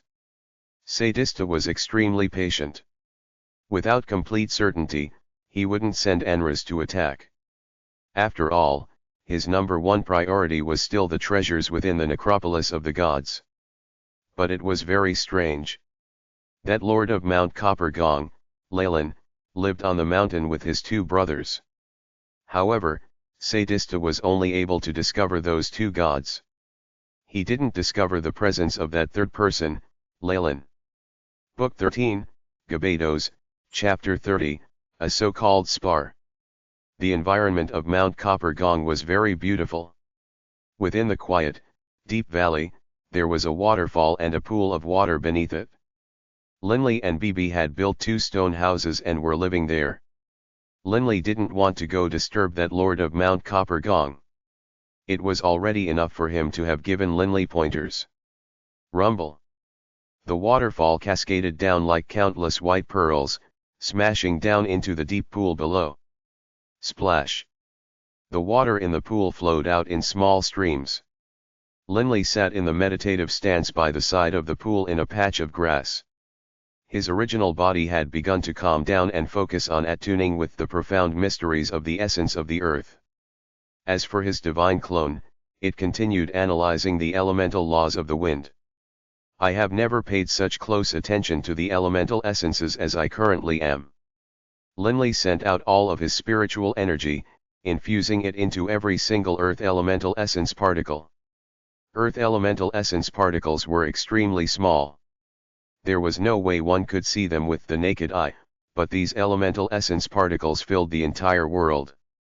Each earth elemental essence particle hovered throughout the nearby area, moving in a chaotic, random pattern. And then they would collide into each other, then separate. The earth essence particles attracted each other, then repelled each other. How strange! Is this the elemental world? Linley sighed inwardly in praise. And then, as Linley infused his spiritual energy into the earth, these solidified elemental essence particles are far too close to each other. Indeed, this was the case. Rocks and dirt were actually all formed from earth elemental essences, except the elemental density was extremely high. Although the boundless earth and the stones of the mountain are all formed from earth elemental essences, they don't give off a strong elemental aura. Ah! Linley's heart was filled with shock. According to the way the earth elemental particles in the air are behaving, when elemental particles reach a very close distance from each other, they will repel each other. Then why is it that those extremely densely packed particles in the rocks don't repel each other? Linley himself was capable of controlling earth elemental essence to form mounds of dirt or rocks or metal, but when he did so, it emanated a strong elemental aura. Why is it that stones and dirt don't give off a strong elemental aura? Linley had never discovered this before. So it seemed the ordinary, unassuming pieces of rocks and dirt actually contained unique profound mysteries of their own. Linley's mind couldn't understand it. All sorts of contradictions vexed his comprehension. Training like this, Linley became completely absorbed into this world of the miraculous essence of the earth. Gruel. During the past 2 months, Mount Copper Gong would occasionally have angry roars and bellows emanate from within it. This was because while training, Linley would control elemental essence to create all sorts of magical beasts, which would occasionally let out angry howls. Based on his insights into the nature of elemental essences, one contradiction after another was resolved. Only now did Linley understand that applying spiritual energy to forcibly control elemental essences to form a solid was a foolish technique. Between each elemental essence particle and each other particle, there is a mysterious, amazing relationship. All I have to do is just to use a little bit of extra spiritual energy, and I can cause countless elemental essence particles to become one. Linley opened his eyes, looking at the angrily howling savage world bear in mid-air. This savage world bear's entire body was faintly surrounded by a yellow light. It was currently roaring in anger while beating its chest. This savage world bear was created from elemental essences. 2 months ago, if I were to utilize a forbidden level magic spell to summon this savage world bear, I would have used up 10 times as much spiritual energy, or perhaps even more. Linley couldn't help but sigh. And this is with me only understanding a little bit of the essence of the earth. If he had completely mastered the profound mysteries of the essence of the earth, the difference would be far greater. If you take 2 people with the same amount of spiritual energy, one of whom has trained in the essence of the earth while the other has not, the difference in power of the sacred earth guard armor they created over their bodies would be as great as the difference between the heavens and the earth. Elemental essences are indeed marvelous. Linley felt some gratitude towards the Lord of Mount Copper Gong, Leyland. Leyland's words were correct. The profound mysteries of the essence of the earth was just the basics. The entire laws of the earth were actually nothing more than the many profound mysteries which were created from the countless earth elemental essences. Understanding the essence of the earth would be of great benefit to understanding the other profound mysteries. Mount Copper Gong. Leyland's residence. Within that elemental manor, Leyland was with his two brothers. Leyland's crimson eyebrows rose. Sighing in praise, he said, "This Linley's innate talent really is quite good. In 2 short months, he has already reached such heights in his insights into the essence of the earth. Given his current speed, with the essence of the earth being a simple type of profound mystery, most likely in just 2 or 3 years, he would have completely mastered it. Linley has innate talent, but can it compare to yours, third brother?" That bald man, Burgess, laughed. The white-robed man also said, "Third brother, you are the only true, most powerful genius in the history of our Yulon plain." The white-robed man and Burgess both looked at Leyland with a hint of admiration in their eyes. "You can't say that." Leyland gazed towards the southeast, as though he were capable of piercing through the walls of reality with his gaze and seeing that distant Linley, training within the mountain gorge. Laughing calmly, he said, "This Linley is only a demigod. He has only just started on the road to training. Who can predict what his future accomplishments will be like? At least given his current speed, he's only slightly slower than I was in the past. As for his future accomplishments, that is hard to say." The bald man and the white-robed man both nodded slightly. "That Beirut has also informed me that in other planes, there are absolute geniuses who were able to reach the demigod stage in 10 years, the god stage in 100 years, and the high god stage in 1,000 years. But to stupid, foolish people, they might be stuck at a bottleneck for 10 million years without being able to break through to the demigod stage." Leyland laughed calmly. "That is what insight and perception means."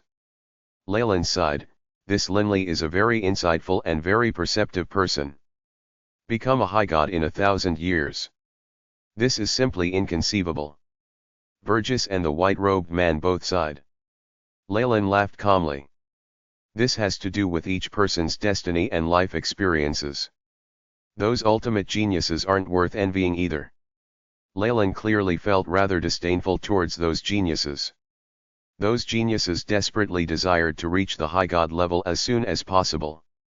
But how could they know that if one doesn't begin trying to fuse the various profound mysteries from early on, if they only begin attempting to fuse them upon reaching the high god stage, it will be too late? The profound mysteries of the laws must be fused early on. The earlier, the easier it will be. Leyland sighed. "If I had understood this when I was a demigod, most likely I would have been able to fuse the 6 profound mysteries and have become a paragon." "Fuse all of the profound mysteries?" "Third brother, in all the countless planes, how many people have accomplished this?" the white-robed man said. Leyland chuckled, no longer continuing on this subject. "Big brother." Leyland looked towards that bald man. "It can be considered that Linley helped contribute to our successful flight from the Gebados Planar Prison. You are also someone who trains in the laws of the earth. Go have a spar with him." "Fine." The bald man, Burgess, nodded straightforwardly. Leyland looked at the white-robed man. "Second brother, I have received great kindness from that Beirut. You go help take care of that god-eater rat, and spar a bit with him as well. And here I was, just feeling a bit bored." The white-robed man laughed as he spoke. The water gurgled forward in the creeks. Linley was completely absorbed in attuning with the elemental essences. One drop of wisdom after another filled his mind, causing Linley to unconsciously reveal a hint of a smile on his face. While Linley was training, BB had also calmed down and begun to train. Suddenly, a man appeared here. This Linley. The bald man, Burgess, saw the hint of a smile on Linley's face. He actually smiles while he is training. This really makes one jealous. Only a few experts were able to treat training as a source of pleasure. If you like to do something, then once you became absorbed in it, your effectiveness would be extremely high. If, on the other hand, you didn't like to do something and instead forced yourself to do it, the effectiveness would be very low. The vast majority of experts forced themselves to train because they didn't want to be inferior to others, didn't want to be killed by others, or for other reasons. How could they, who forced themselves to train, possibly compare to someone who liked training? These countless experts all understood this reasoning, and they wanted to try and make themselves enjoy training and make training a source of pleasure, thus allowing themselves to train faster, gain insights more easily, and break through. But whether or not you like something was something determined by your nature and soul. You couldn't just choose to like something. For example, if you saw an extremely ugly woman, no matter how hard you tried to make yourself like her, you wouldn't be able to do it. The choices of your innate nature were unchangeable. "Mr. Burgess, why have you come?" BB called out loudly.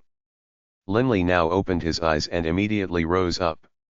With a laugh, he said, "Mr. Burgess." The bald man, Burgess, laughed loudly. "Linley, I know that you train in the laws of the earth. By coincidence, I too train in the laws of the earth. Let's have a spar between you and me. What say you?" This is wonderful, of course." Linley was very surprised and pleased. Sparring with an expert who trained in the same laws, especially someone much more powerful, was an extremely rare opportunity. After all, this meant the stronger person had to lower themselves to train with you. Although it was described as sparring, in reality the other was helping him and guiding him. Haha, I'm rather stupid. I've only trained in two of the profound mysteries of the laws of the earth. One is the profound mysteries of the essence of the earth, while the other is the profound mysteries of strength. Linley's heart leapt. He now knew of yet another profound mystery of the laws of the earth, the profound mysteries of strength. Rumble, a large amount of earth elemental essence solidified, and the body of the bald man, Burgess, became covered with a sparkling earthen armor. Not the color of adamantine. Linley was secretly surprised. "Linley, against you, there's no need for me to utilize the profound mysteries of strength. I'll directly utilize the profound mysteries of the essence of the earth." "Careful." Burgess laughed loudly, and as he spoke, he kicked off the ground powerful, charging forward while smashing towards Linley with his fist. The sun reflected off of his sparkling earthen armor in a dazzling manner. Burgess' right fist actually transformed into the head of a vicious wolf which opened its mouth and bit downwards. Hoo-hoo-hoo. The vicious wolf actually let out a howling sound. Linley's face changed. He wanted to retreat, but Burgess had actually utilized his god realm. As a god, Burgess' god realm had caused Linley's speed to drop dramatically. Clang! Blood violet clashed against that vicious wolf's head fist. Linley was sent blasting backwards like a sandbag. With a boom, he smashed viciously into the deep pool of water like a meteorite, sending water spraying everywhere. Under the light of the sun, the water drops spraying everywhere seemed like sparkling jewels. "Hey, that's way too weak." Burgess shook his head. Boom! Linley erupted out from the surface of the water, then landed on the ground. Staring at Burgess, he immediately asked, "Mr. Burgess, how is it that the vicious wolf's head which your fist had transformed into could have such power? How could its hardness be on a level with the divine artifact?" Linley felt utterly mystified by what had just happened. Burgess quirked his lips. "Think about it for yourself." Linley's smile froze. "All right. Let's do it again." Linley gritted his teeth. From this day onwards, each day, Linley would be defeated by Burgess 3 times. Burgess never gave him any guidance. Any questions Linley had, he would tell Linley to go think about it for himself.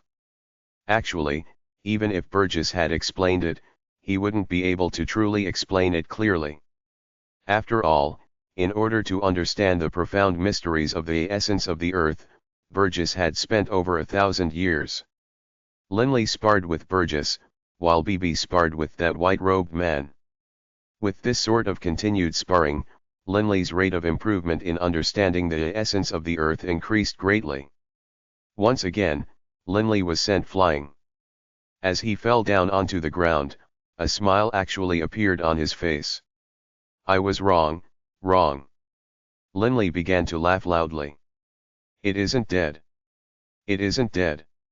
I never understood what the power behind the throbbing pulse everywhere in the boundless earth was all about. Now, I understand. I understand. The throbbing pulse of the world. Ha ha.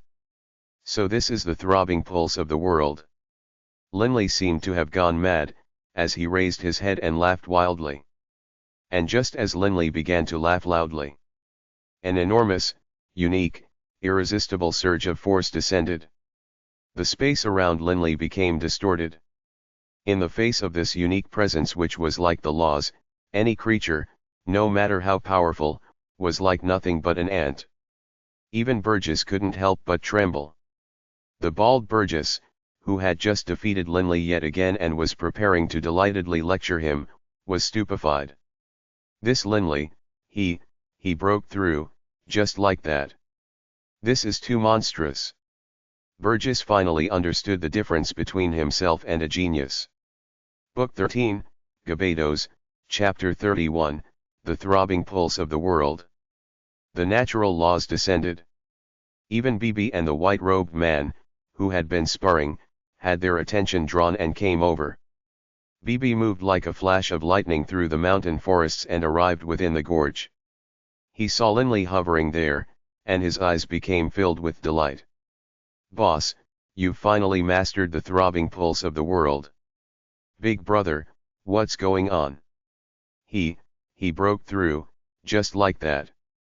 The white-robed man flew over, also very surprised.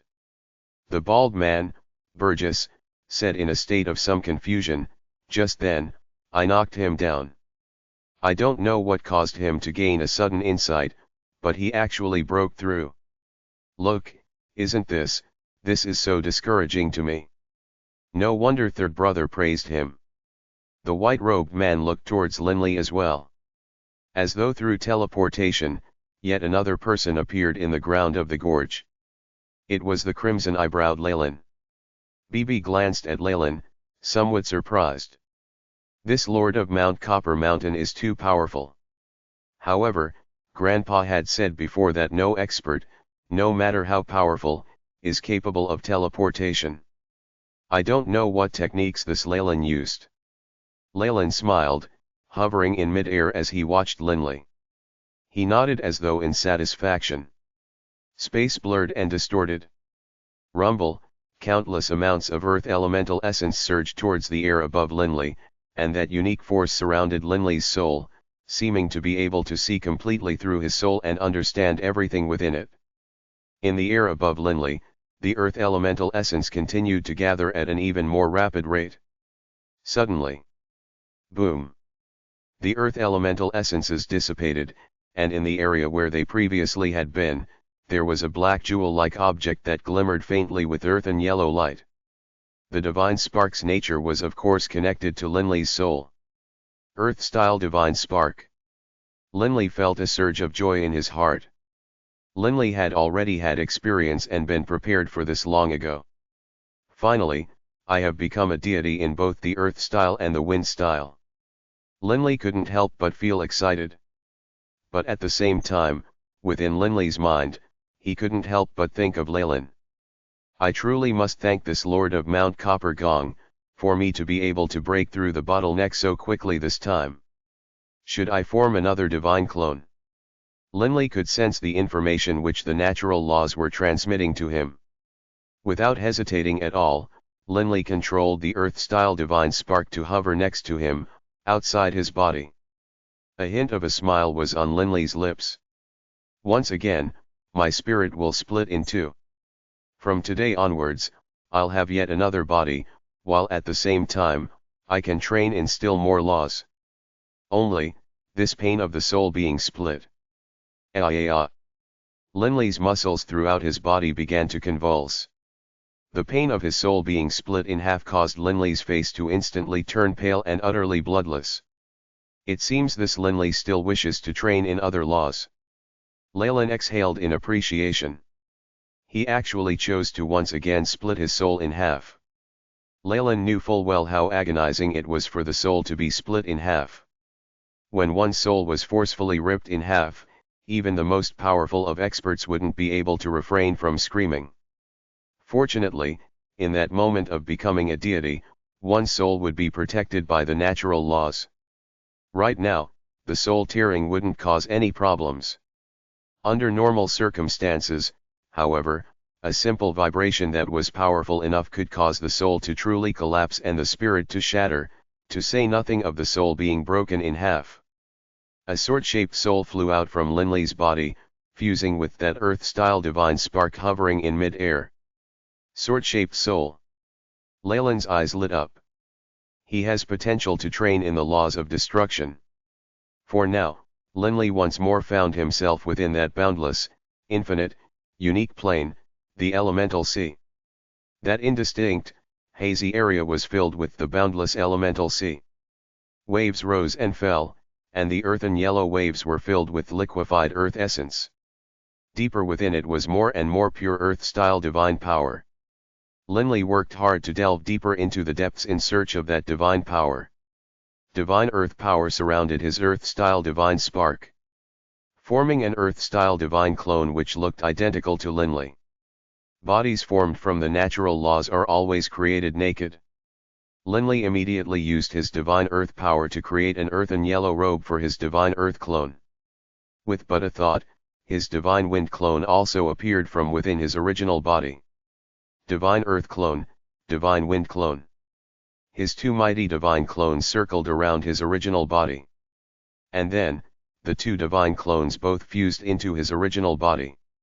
Within Linley's sea of consciousness, the yellow-robed Linley and the green-robed Linley sat in the meditative position within the sea of consciousness, while in the air above the two divine clones, there hovered a rainbow-colored sword-shaped soul. Only, the size of it was much smaller than before. Within Mount Copper Gong. Landing on the ground, Linley opened his eyes, and as he did, he saw Leyland's friends, and Bibi. Boss. Bibi's eyes were filled with delight, and he grinned widely. At the same time, he gave Linley a big thumbs up. In but half a year here at Mount Copper Gong, you managed to become a deity through the elemental laws of the earth as well. Oh, right. Boss. Was it through the profound mysteries of the essence of the earth, or the profound mysteries of the throbbing pulse of the world? The throbbing pulse of the world? Linley said with a laugh. Linley, congratulations. The Lord of Mount Copper Gong, Leyland, said with a calm smile. Linley looked towards Leyland, immediately growing somber. And then, he bowed in a very formal manner, saying with gratitude, Mr. Leyland, I am truly grateful for the assistance the three of you provided. If it wasn't for you, I don't know how long it would have taken me to break through this bottleneck. No need to thank me. If there are thanks to be given, we three brothers should be thanking you. Leyland said. Huh? Linley was startled. Leyland, thank him? Why thank him? The bald man, Burgess, laughed loudly, ha ha. Linley, if it wasn't for you and those other two demigods, we three brothers would most likely still be within the Gebados Planar Prison. Linley and Bibi instantly understood. So it seems this Leyland truly did escape from the Gebados Planar Prison as well. Linley secretly said to himself. Boss. It seems Oliver's sword strike actually did something good. Bibi laughed. Leyland looked at Linley. With a calm smile, he said, Linley, right now, you have only reached the demigod stage in the laws of the earth. Although you have gained mastery over the throbbing pulse of the world, to an expert, insights are only one factor, knowing how to apply them is what is most important. Linley, also having this feeling, nodded. Indeed, after becoming a demigod through the laws of the wind, he still had to research for quite some time before developing the hymn of the wind. Bibi, it's best if you don't disturb Linley for now and allow him to quietly focus on sensing the throbbing pulse of the world. When he is able to better utilize the throbbing pulse of the world, he will be able to produce more powerful attacks. Leyland looked towards Bibi and said, I know. Bibi nodded repeatedly. After someone had gained an insight into the laws, he needed to go think about how to apply them as soon as possible. Linley, keep training. In a while, you should be on a level comparable with my big brother. Leyland said. How can that be the case? Linley laughed self-mockingly. I'm only a demigod, after all. But you have 2 divine clones. Leyland said with a laugh. So what if I have 2? Linley was somewhat puzzled. The restrictive power of the god realm of a full god is too powerful. I can only just barely counteract part of it. Leyland said with a laugh, you don't even know this. Huh. Linley didn't understand. Linley, your 2 divine clones are currently merged within your original body. Each divine spark is capable of creating a god realm. Your 2 divine sparks are both capable of creating god realm. With the 2 god realm layered atop each other, the restrictive power you will be under will be much weaker. Leyland explained. Linley started. Originally, when Beirut had said a demigod was inferior to a god, that was just in one-on-one combat. In reality, for someone like Linley, it was as though he had 2 divine clones that were joining forces. The god realm of 2 divine clones layered atop each other might not be able to completely counteract the god realm of a full god, but the restrictive power will be much less. At that point, you can rely on your techniques and your profound mysteries to reach a level of parity with my big brother. Leyland said. Linley now felt a surge of excitement in his heart. So having additional divine clones had this benefit as well. Since Linley had to quietly train on utilizing the throbbing pulse of the world for attacking techniques, he naturally would no longer spar with the bald man, Burgess. Bibi didn't disturb Linley's meditations either. Normally, he would spar with the white-robed man in a place that was fairly far away. Within the mountain gorge. Linley was by himself. The forbidden level spell, Pulsating Guard, controls the pulsating power which the earth contains. Once that forbidden level spell was cast, it would create a seemingly translucent barrier. This was formed from the pulsating power which the earth naturally contained. In the past, Linley didn't understand how this pulsating power was created. In the past, I believed this pulsating power isn't the same as ordinary elemental essence, and was a new type of force. But now it seems, it just needs to be transformed. After completely understanding the throbbing pulse of the world, Linley saw many things clearly. In using the throbbing pulse of the world, aside from using vibrations to attack, I should be able to use this pulsating power to attack. Linley stood atop the earth, the divine power in his body surging. That strange pulsating power passed through Linley's feet into the earth, then broadcast outwards towards the deep pool in front of him. Boom! Water erupted forth from the pool. This sort of attack is silent and gives no warning. Linley had a hint of a smile at the corner of his mouth. If I were to train for a while longer, it should become even more powerful. Rohalt Empire. Within that secluded manner, Linley is actually training by himself. Sadista had spread his divine sense out towards Mount Copper Gong once again. Naturally, he discovered that Linley was training alone. This Linley truly is formidable. He has reached the demigod stage in the laws of the earth as well. Sadista's eyes revealed a cold light. The greater Linley's potential was, the more Sadista wanted to kill him. I definitely cannot permit Linley to go to the infernal realm and return to the Indigo Prefecture. Sadista was certain on this point. There are only 2 gods at Mount Copper Gong. If Enraz moves fast enough, he should be able to kill Linley in a short amount of time. Sadista was still fairly confident in Enraz. This was because Enraz trained in the elemental laws of fire, famed for attack power. Enraz, Sadista immediately reached out with his divine sense towards Enraz. Tonight was a dark and cloudy night. The wind was very strong. A human figure was flying in mid-air at high speed. It was the red-robed Enraz. Anras stared towards the south. After waiting for so long, the opportunity has finally come. Just now, Sadista had provided him with Linley's location and a map through his divine sense. Anras knew exactly where Linley was. A faint red light began to glow in the eyes of Anras. Soon, Mount Copper Gong appeared within Anras' field of vision. Anras' face grew still colder. He was very familiar with Mount Copper Gong's layout. He easily sped downwards, passing through the mountain forests and drawing near the location where Linley was training in the gorge. Within that manor formed from earth elemental essence. That arrogant fellow. He had been spreading his divine sense over to investigate time and time again. So he really did have nefarious intentions. Leyland let out a calm laugh. Sadista had thought that no one would notice his repeated divine sense investigations in the area, but what he didn't know was that Leyland had been fully aware of him. The person who came this time should be a subordinate. Leyland wasn't worried at all. A god. This is a chance to see how Linley's strength has advanced. I wonder if he'll be able to resist. In the end, Leyland still disappeared from within his courtyard.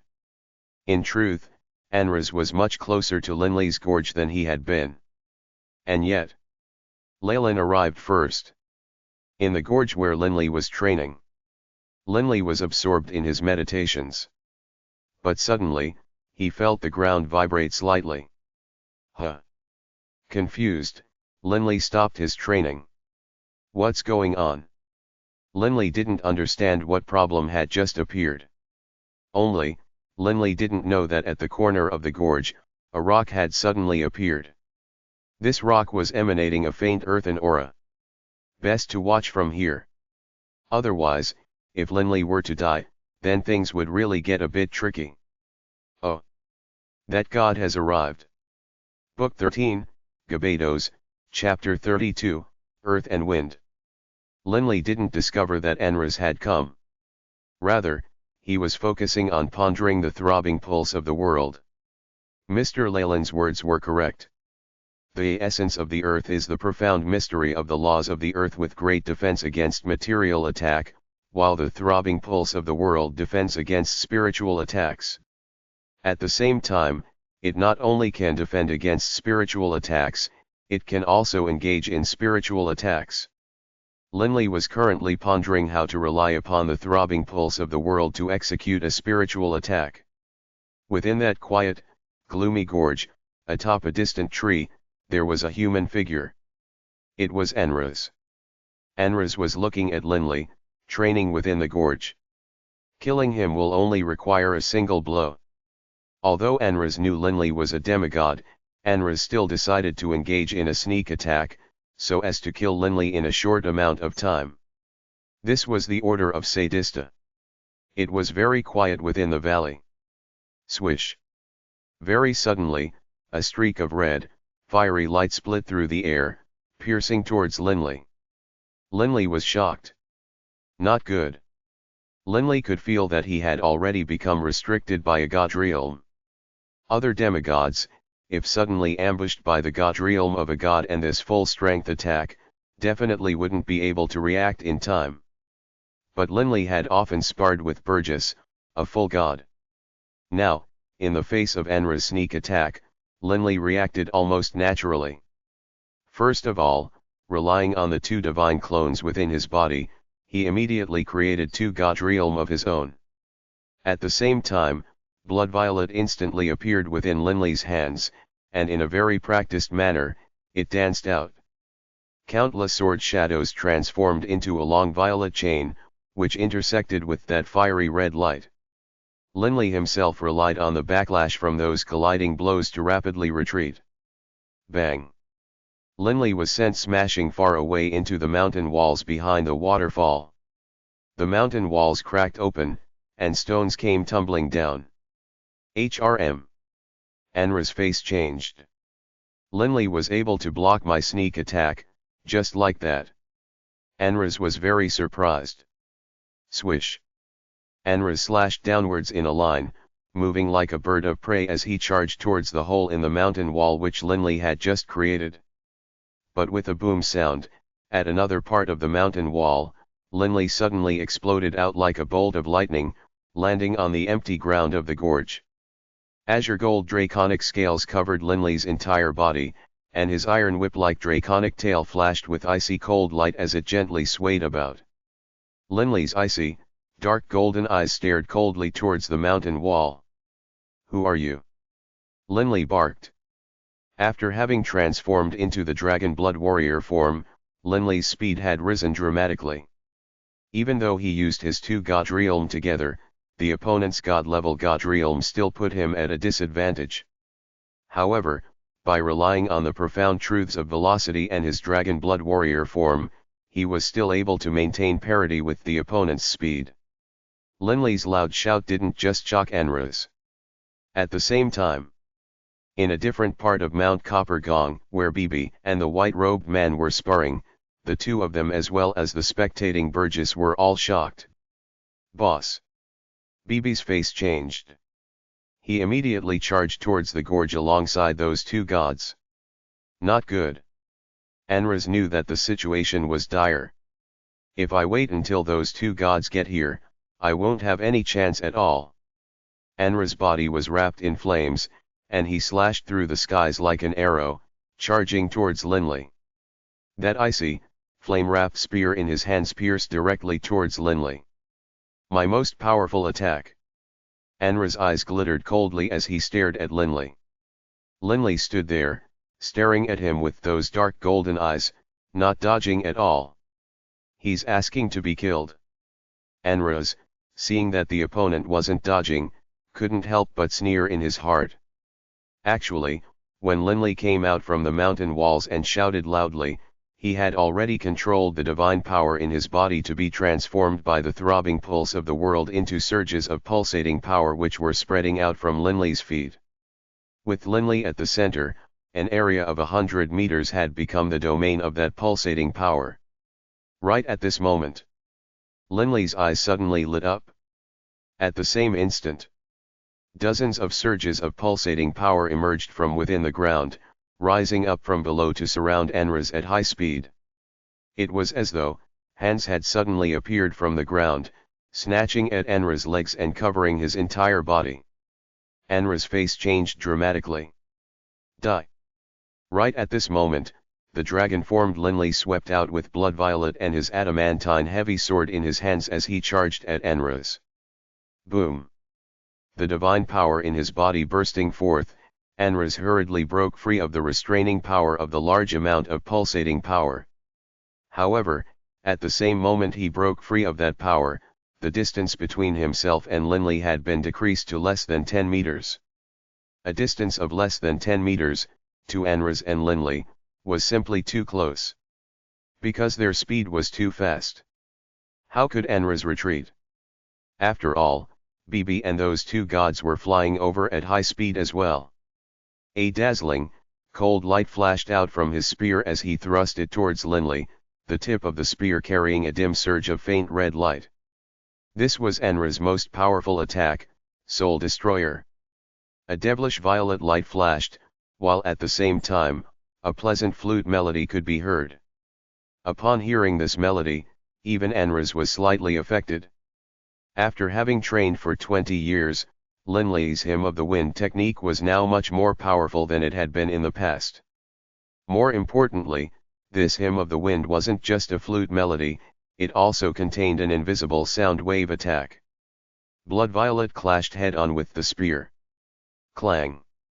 Those illusory sword shadows and those illusory faint red spear shadows collided at the same time. Boom! The illusory sword shadows held on for only an instant before shattering. The faint red spear shadow had only dimmed slightly, continuing to pierce towards Linley. Not good. Linley's face changed dramatically. But this spiritual attack was simply too fast. There was no time. Terrible. Leyland, hidden within a distant rock nearby the gorge, was greatly shocked. Although he was fast, he wasn't as fast as a spiritual attack. Die! Linley bellowed as his adamantine heavy sword landed on Anraz's body. Although it took a while to describe, in truth, Linley had executed simultaneous attacks with Blood Violet and the adamantine heavy sword. Anraz had chosen to not dodge, but he only had a single weapon. Between Blood Violet and the adamantine heavy sword, Anraz had clearly sensed that Blood Violet posed a higher threat. He had blocked Blood Violet, and so naturally, the adamantine heavy sword landed on his body. At the same moment that the dim red spear shadow pierced into Linley's body, a queer sort of spiritual energy that had been transformed into vibrational waves passed through the adamantine heavy sword and entered Anraz's body. Boom! The scale-shaped, semi-translucent barrier covered Linley's entire sea of consciousness, revealing only that single gap. The dim red spear shadow smashed against that translucent scaled barrier, then shattered immediately. Only a small amount of the dispersed red energy struck against that flaw in the barrier, attempting to break through. However, Linley's spiritual energy had formed into a pulse guard defense. If it had been the dim red spear shadow, perhaps Linley's spiritual pulse guard defense wouldn't have been able to hold. However, this was nothing more than the scattered remnants of that attack. An illusory, translucent sword shape pierced directly into Anraz's sea of consciousness. If one magnified this illusory sword shadow 10,000 times, one might discover that this was actually countless, dense spiritual waves that formed a complete sword shape. Linley's previously quite ordinary spiritual energy, after being transformed by the throbbing pulse of the world, had become extremely terrifying. The illusory sword shadow pierced into Anraz's sea of consciousness. Anraz's spiritual energy immediately rose up, creating a defensive, blocking wall. Only, this sort of ordinary defensive wall, in the face of that illusory sword shadow formed from those countless ripples of spiritual energy, quickly collapsed. The illusory sword shadow smashed viciously against the divine spark. Bang! The divine spark trembled, and in the end, the soul contained within it was dispersed. The omega wave of the throbbing pulse of the world, void pulse sword. Success! Linley was overjoyed. Originally, Linley had only utilized the throbbing pulse of the world to create vibrations to attack the enemy's internal organs. Based on what he had learned from the Hymn of the Wind and the results of months of study, Linley had already begun to understand how the throbbing pulse of the world could be used to execute spiritual attacks. Actually, this void pulse sword of Linley's wasn't perfect yet. Sometimes he was successful in utilizing it, but sometimes he would fail. Unexpectedly, this time he had succeeded. Whoosh! Suddenly, another figure suddenly appeared from within the corpse of Anraz. This figure grabbed that divine spark and then quickly charged into the skies. This Anraz had another body. Linley's face changed. Swoosh! Linley immediately pursued. My god body was actually destroyed. I, an exalted god, was actually defeated by a demigod. Anraz's heart was filled with rage. He had two bodies, one a god-level divine fire clone, while the other was a demigod-level divine wind clone. Anraz naturally cared the most about his god-level body. I definitely will get revenge. Anraz howled angrily in his heart, but at the same time, Anraz frantically tried to flee. Whoosh! His divine sense frantically surged out, blasting towards the Rohalt Empire. Lord Sadista. Sadista was awaiting the good news from Anraz. Oh, Anraz, you succeeded. Lord Sadista, save me, save me. Anraz stuttered out. This instantly caused Sadista to be stunned. Sadista immediately spread out his own divine sense, encapsulating the entire Mount Copper Gong area with it, allowing him to clearly know the situation within. What? Sadista's face changed dramatically. Although this took time to describe, in reality, from the moment when Linley and Anraz first fought until now, there had only been two exchanges. The first was the sneak attack, while the second was the full-strength attack of both sides. These two exchanges went by very quickly. Bibi and those two gods had yet to reach the gorge. Anraz was unlucky enough to have met with Linley, who was in possession of a damaged soul-protecting sovereign artifact. No matter how badly damaged a sovereign artifact was, it was still a sovereign artifact. Unfortunately for Enraz, Linley's Blood Violet as well as Adamantine Heavy Sword both contain terrifying spiritual attacks. Flee, flee. Enraz frantically tried to flee. His remaining body, being a wind-type demigod body, was indeed very fast. Scree! An enraged screech filled the air, and an enormous, illusory god-eater rat suddenly appeared in mid-air. The god-eater rat opened its mouth, and a bizarre force suddenly enveloped Enraz, freezing him in mid-air, preventing him from moving at all. BB. Linley came to a halt as well, staring at the distant BB in astonishment. BB had already transformed into the god-eater rat form, with a length of half a meter. Only, behind BB's body, there was an enormous illusory god-eater rat that was over 100 meters tall. Ah, no. Enraz felt a sense of hopelessness. A wind-style divine spark directly emerged from within Enraz's body, transforming into a ray of light as it streaked straight towards BB's mouth.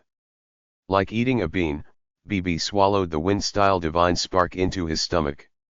Enraz's body slumped powerlessly to the ground. BB scurried over, grabbing Enraz's interspatial ring as well as that fire-style divine god spark.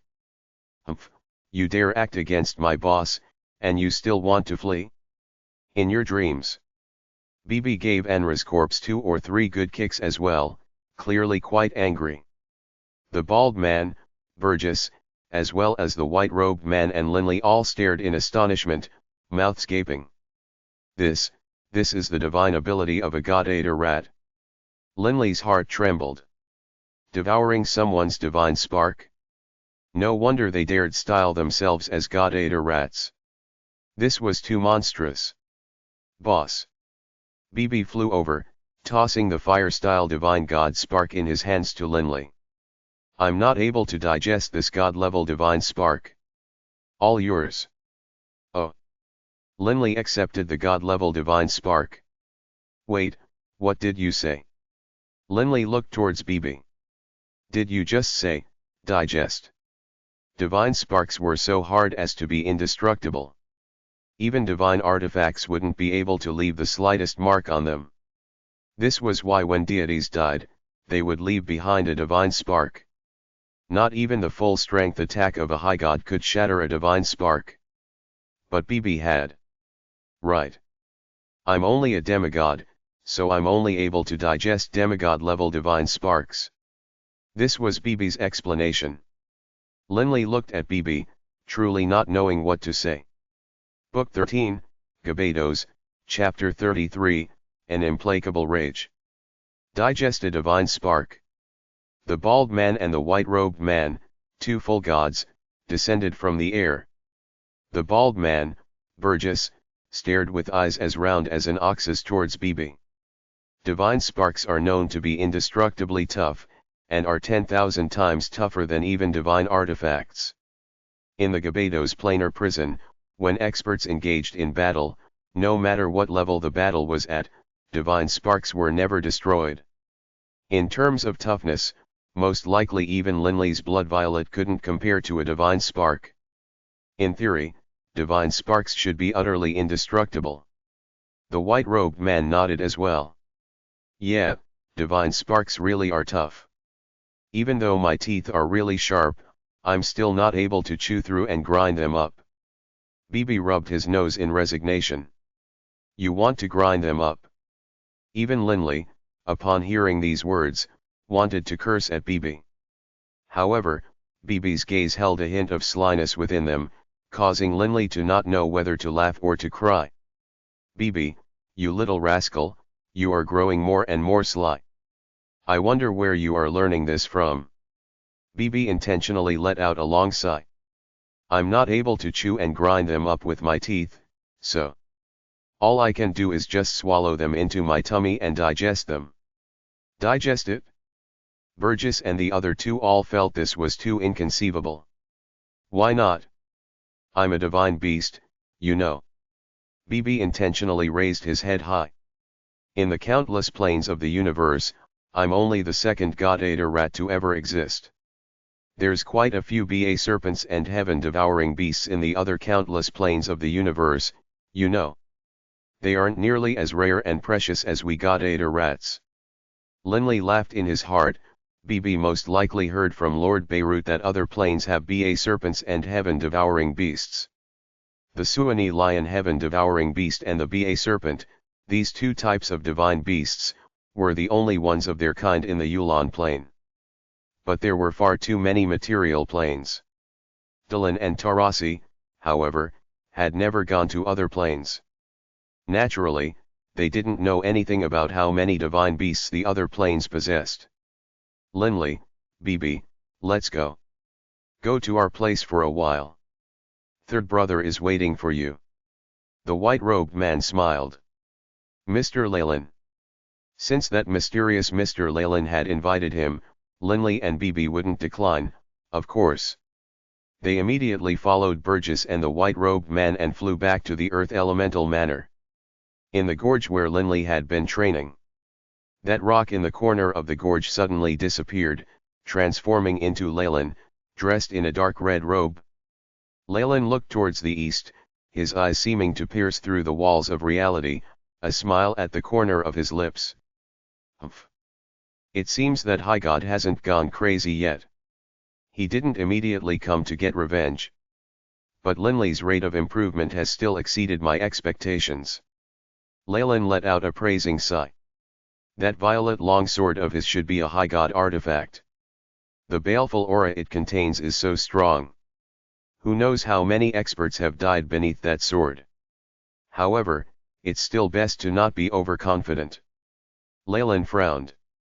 If that High God were to suddenly attack, the difference between Linley and a High God is simply too great. Even if I wanted to rescue him, I wouldn't have the time to.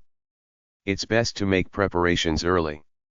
Leyland was capable of easily detecting Anra's arrival to Mount Copper Gong. But if it was Sadista, especially if Sadista hid his aura, unless Leyland were to actively utilize his divine sense to search, or to search using some other abilities, he wouldn't be able to quickly detect Sadista's presence. It seems we need to be careful for a while. Leyland chuckled, and then, as the earth elemental essence around him shuddered slightly, Leyland disappeared into thin air. As Linley and the others flew towards this manor which was completely formed from earth elemental essence, Leyland had already arrived within it. By the time Linley and the others landed in the manor, they saw Leyland seated while leisurely sipping wine. Third brother, Linley, and BB have come. What do you need them for? The bald man, Burgess, said loudly. Leyland put down his cup of wine, smiling as he looked at Linley and BB. The two of you, sit. Linley's heart was filled with questions. What does Leyland want with us? In the upcoming period of time, it's best for you to live within this manor. If you need to train, Linley, then you can train within the courtyard. Leyland bluntly proclaimed his intentions.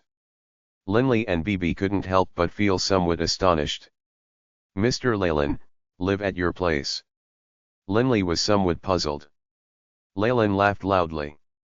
What? Can it be that there's something wrong with my place? Or is it that you are afraid that you will damage my residence? Don't worry. The walls of my residence aren't that flimsy. Even if you cause some damage to it, I can easily repair it. That's not what I meant. Linley hurriedly said. But since you have asked us to stay, Mr. Leyland, then BB and I will bother you with our presence for a time. Towards this Lord of Mount Copper Gong, Leyland, Linley, and BB both felt some reverence. First of all, the person was powerful. Second of all, he truly had treated the two of them quite well. After all, based on what that Sathi said, normally, whenever Leyland gave someone advice, they wouldn't give that person advice a second time within 10 years. Linley, I watched quite clearly as you did battle with that god just now. For you to be able to develop a spiritual attack with the throbbing pulse of the world in such a short period of time truly is quite impressive. Leyland said in praise. Actually, I haven't fully mastered this attack yet. Linley felt he was very lucky as well. At that dangerous moment, I was out of options, and thus I simultaneously used Blood Violet and the adamantine heavy sword. Luckily for me, the attack of my adamantine heavy sword succeeded. Otherwise, I wouldn't have been able to kill that god. Leyland nodded, and then said seriously, Linley, there is something I must warn you about. Mr. Leyland, pray tell. Linley immediately focused. Leyland nodded. Linley, to be honest, when you use Blood Violet in a spiritual attack, the power is too low.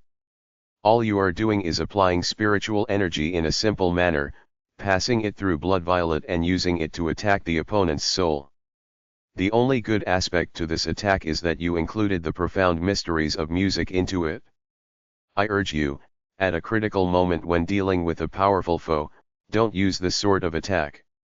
In terms of spiritual attack power, this attack is far inferior to you using that attack of the throbbing pulse of the world. The difference is too great. The strength is rather low. Linley knew this very well. The Hymn of the Wind, although a spiritual attack, was in truth not connected to any deep understanding of any laws.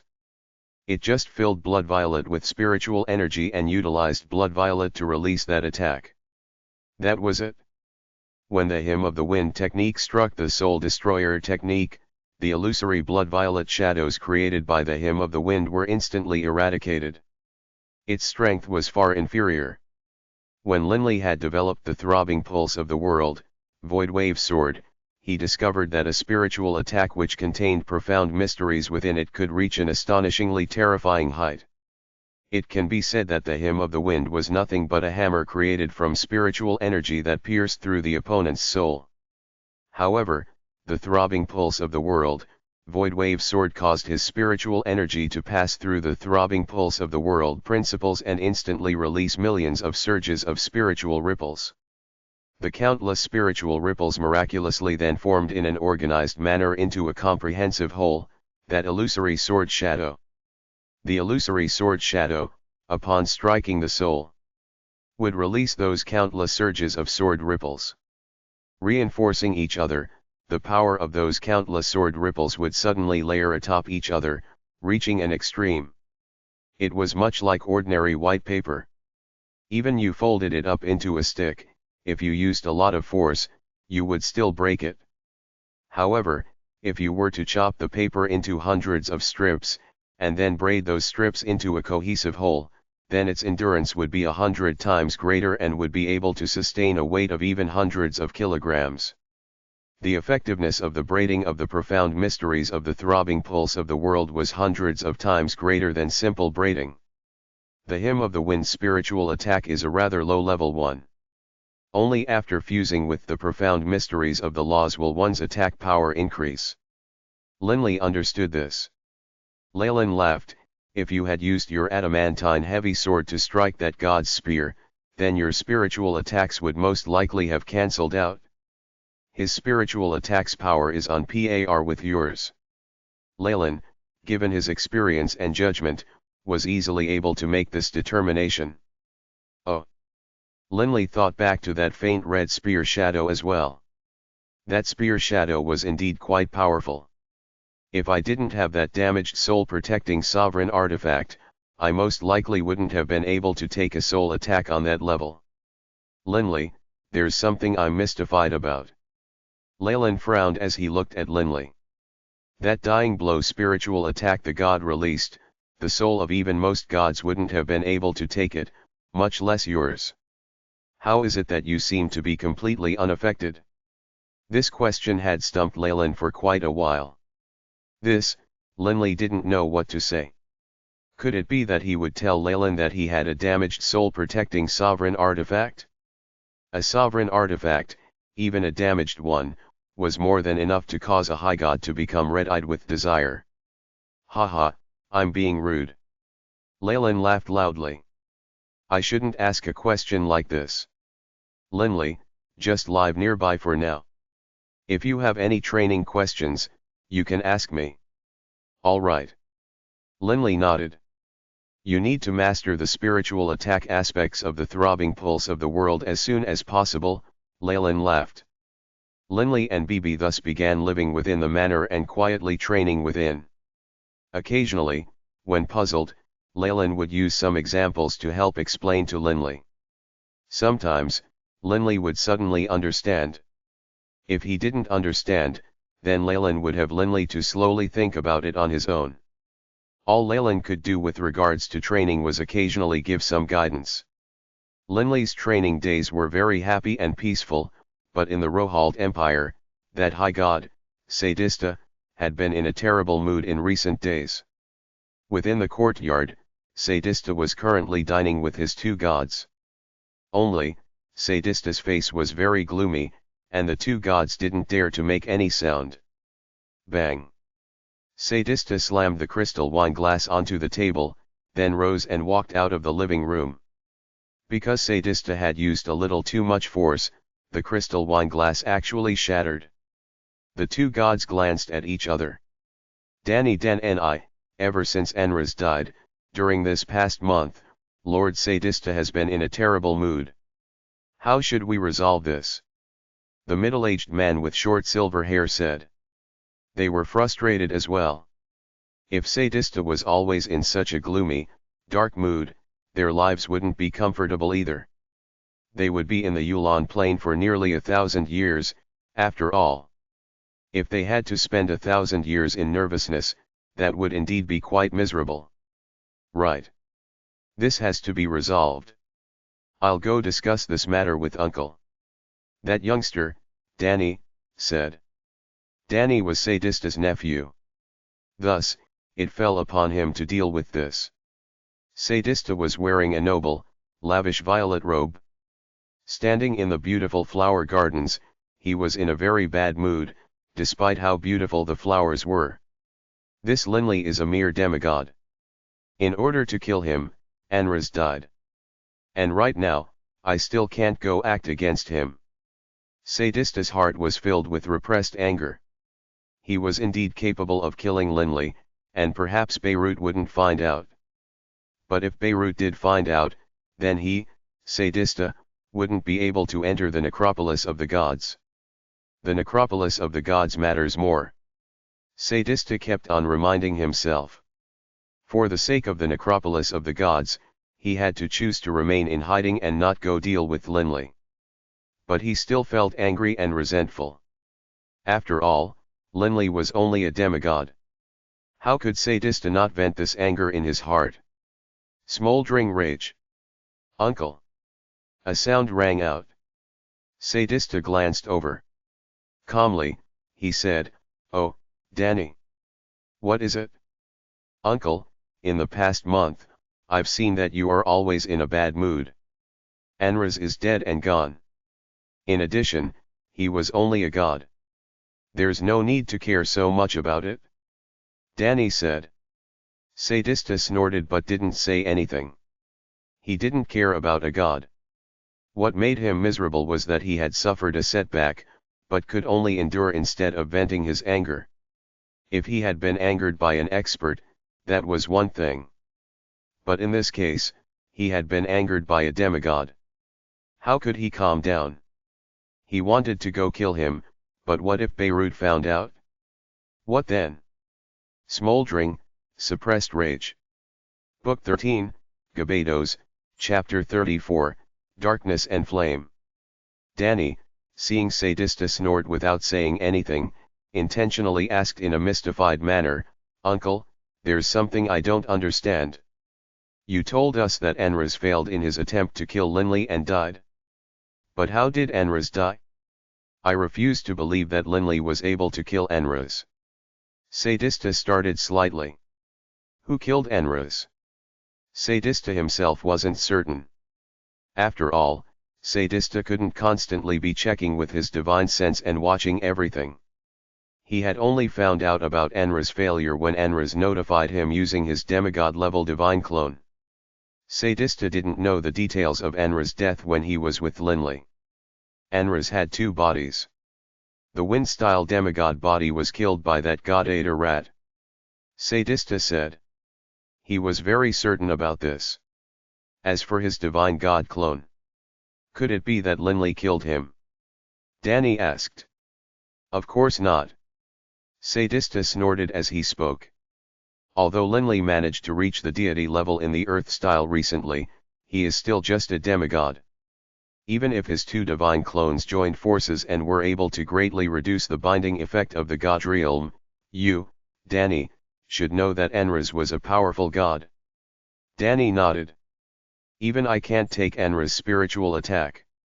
Of the 6 profound mysteries of the elemental laws of fire, the profound mysteries involving spiritual attacks are amongst the most powerful. Sadista said solemnly. Once Enraz utilized his spiritual attack, Linley would definitely die.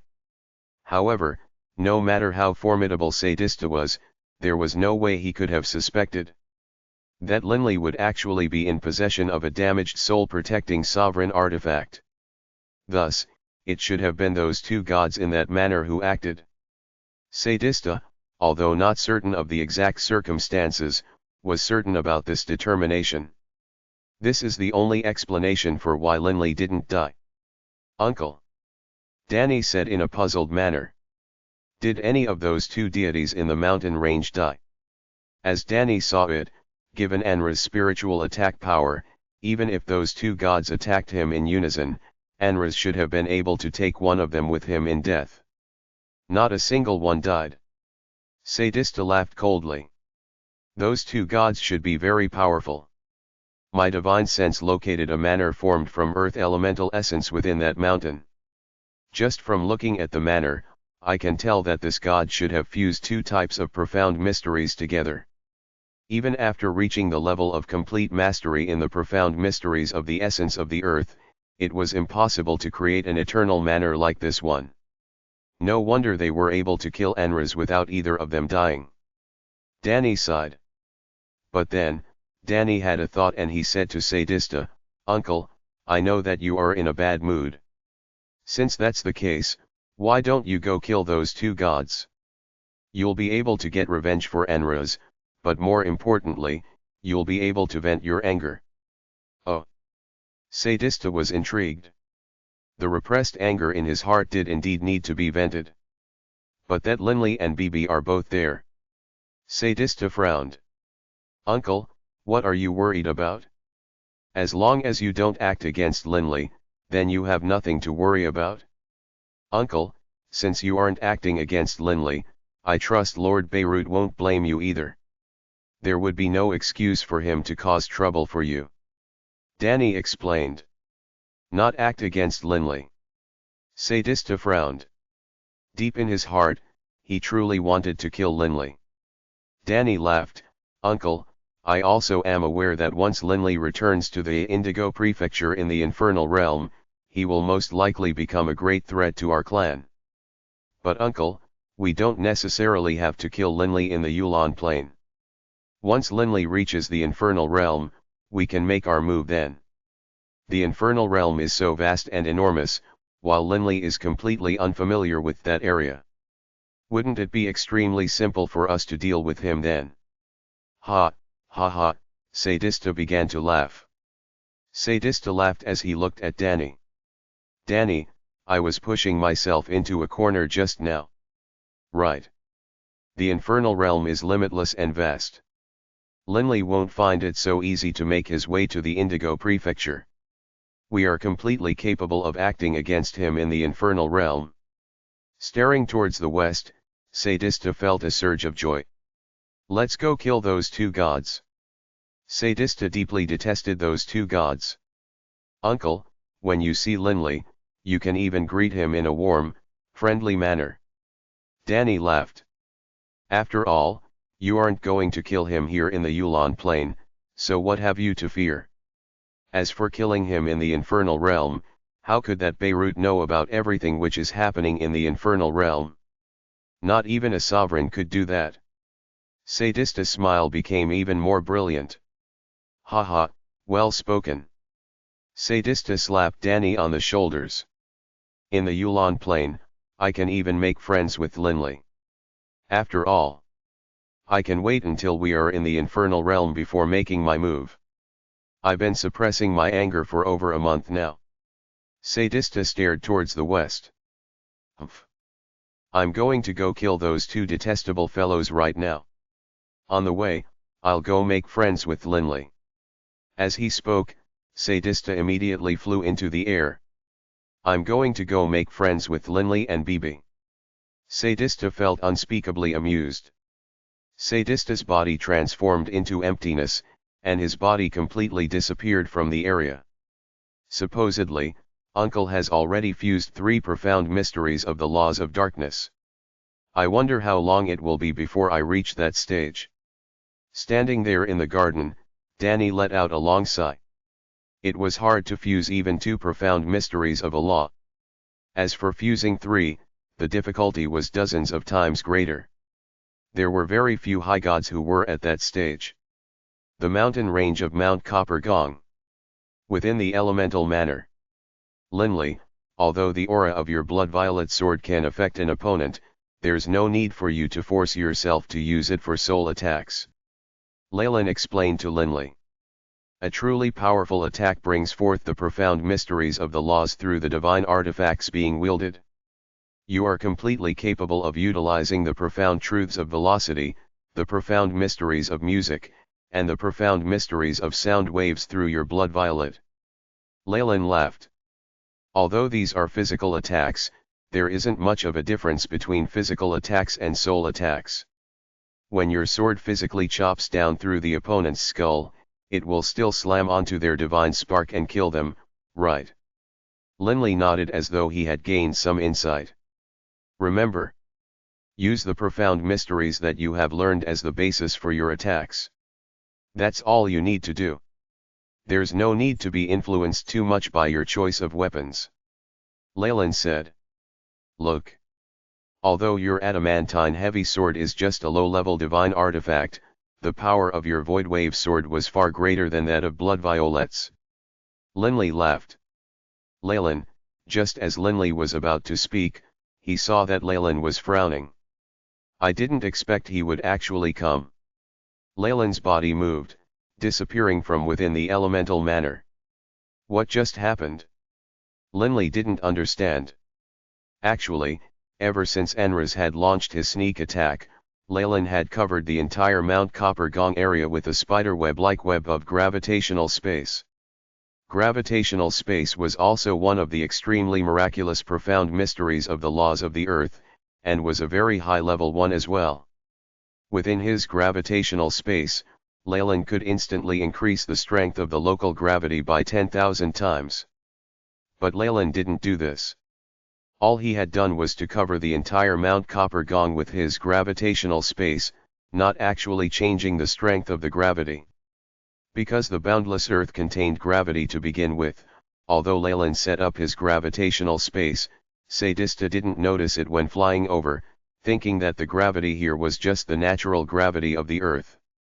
But as soon as Sadista entered the range of Mount Copper Gong, Leyland naturally discovered his presence. Right now, halfway up the quiet mountainside of Mount Copper Gong, the white-robed man was currently sparring with Bibi. Their 2 shadows flashed continuously, striking against each other. Each time creating a metallic clang sound as they did. The bald man, Burgess, watched and laughed from the side. Second brother, you are a full god, and yet you actually have spent this much time without being able to defeat Bibi. You really are making yourself look bad, you know. I'm only using a single profound mystery, light speed. If I were to use 2 profound mysteries, I would have won long ago. In addition, that dagger of Bibi's really is quite bizarre. Not even my body dares to take it head on.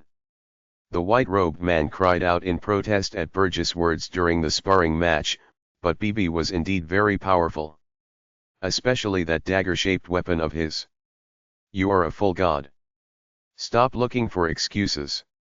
Burgess laughed loudly. Bang. Bibi was sent flying. Again, Bibi said, gritting his teeth and saying in an insubordinate manner. But then, Bibi's face suddenly changed slightly, and the smiles on the faces of Burgess and his friend changed as well. Quite bizarrely, The sunlight here at the halfway point up the mountain had suddenly disappeared. Other areas still had sunlight, but in the area BB was in, the entire area was cast into a bizarre darkness. A violet form suddenly appeared from within the darkness. It was Sadista. "Who are you?" Burgess barked. Sadista's gaze rested on BB's body. Smiling, he said, "Oh, it's BB. BB, I have a bit of a relationship with your grandpa Beirut, but I have a bit of a grudge against these two. You can stand off to one side for now." Sadista's attitude was quite pleasant. BB couldn't help but be stunned.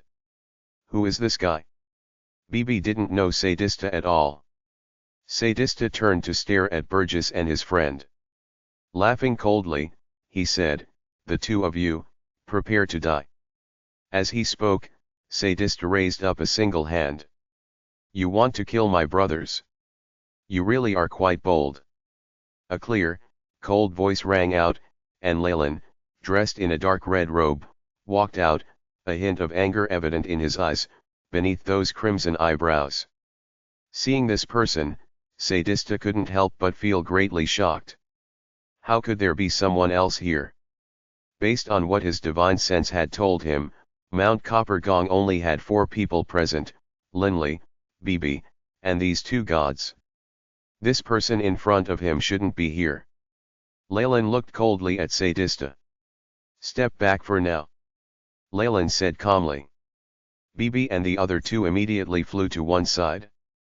At this time, Linley flew over here from afar as well, staring in surprise at the scene. He only was able to see Leyland and Sadista. Every other place was a sea of dark nothingness. "Who is this person?" Linley asked, puzzled. "No idea," Burgess said. "Only, he wants to kill us. He also said that he has a bit of a relationship with Lord Beirut." Linley looked towards BB, who shook his head. "I don't recognize this person." From halfway up the mountain came Leyland's angry laugh.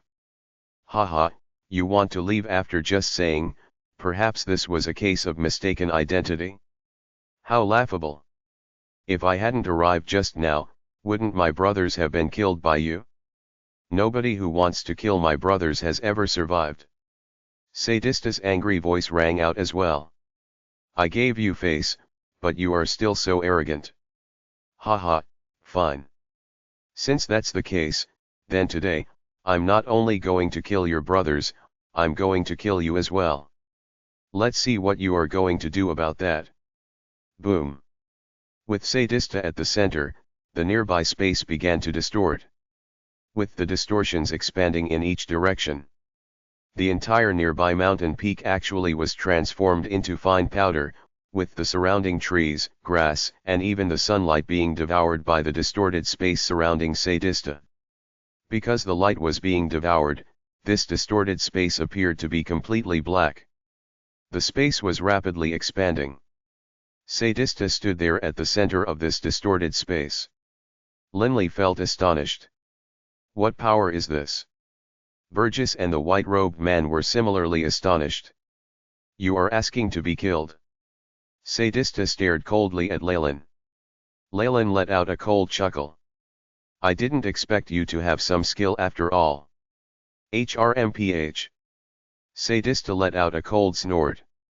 That black distorted space that was already hundreds of meters wide suddenly condensed at high speed, transforming into an enormous black wolf that was 7 or 8 meters tall, which completely surrounded Sadista's body.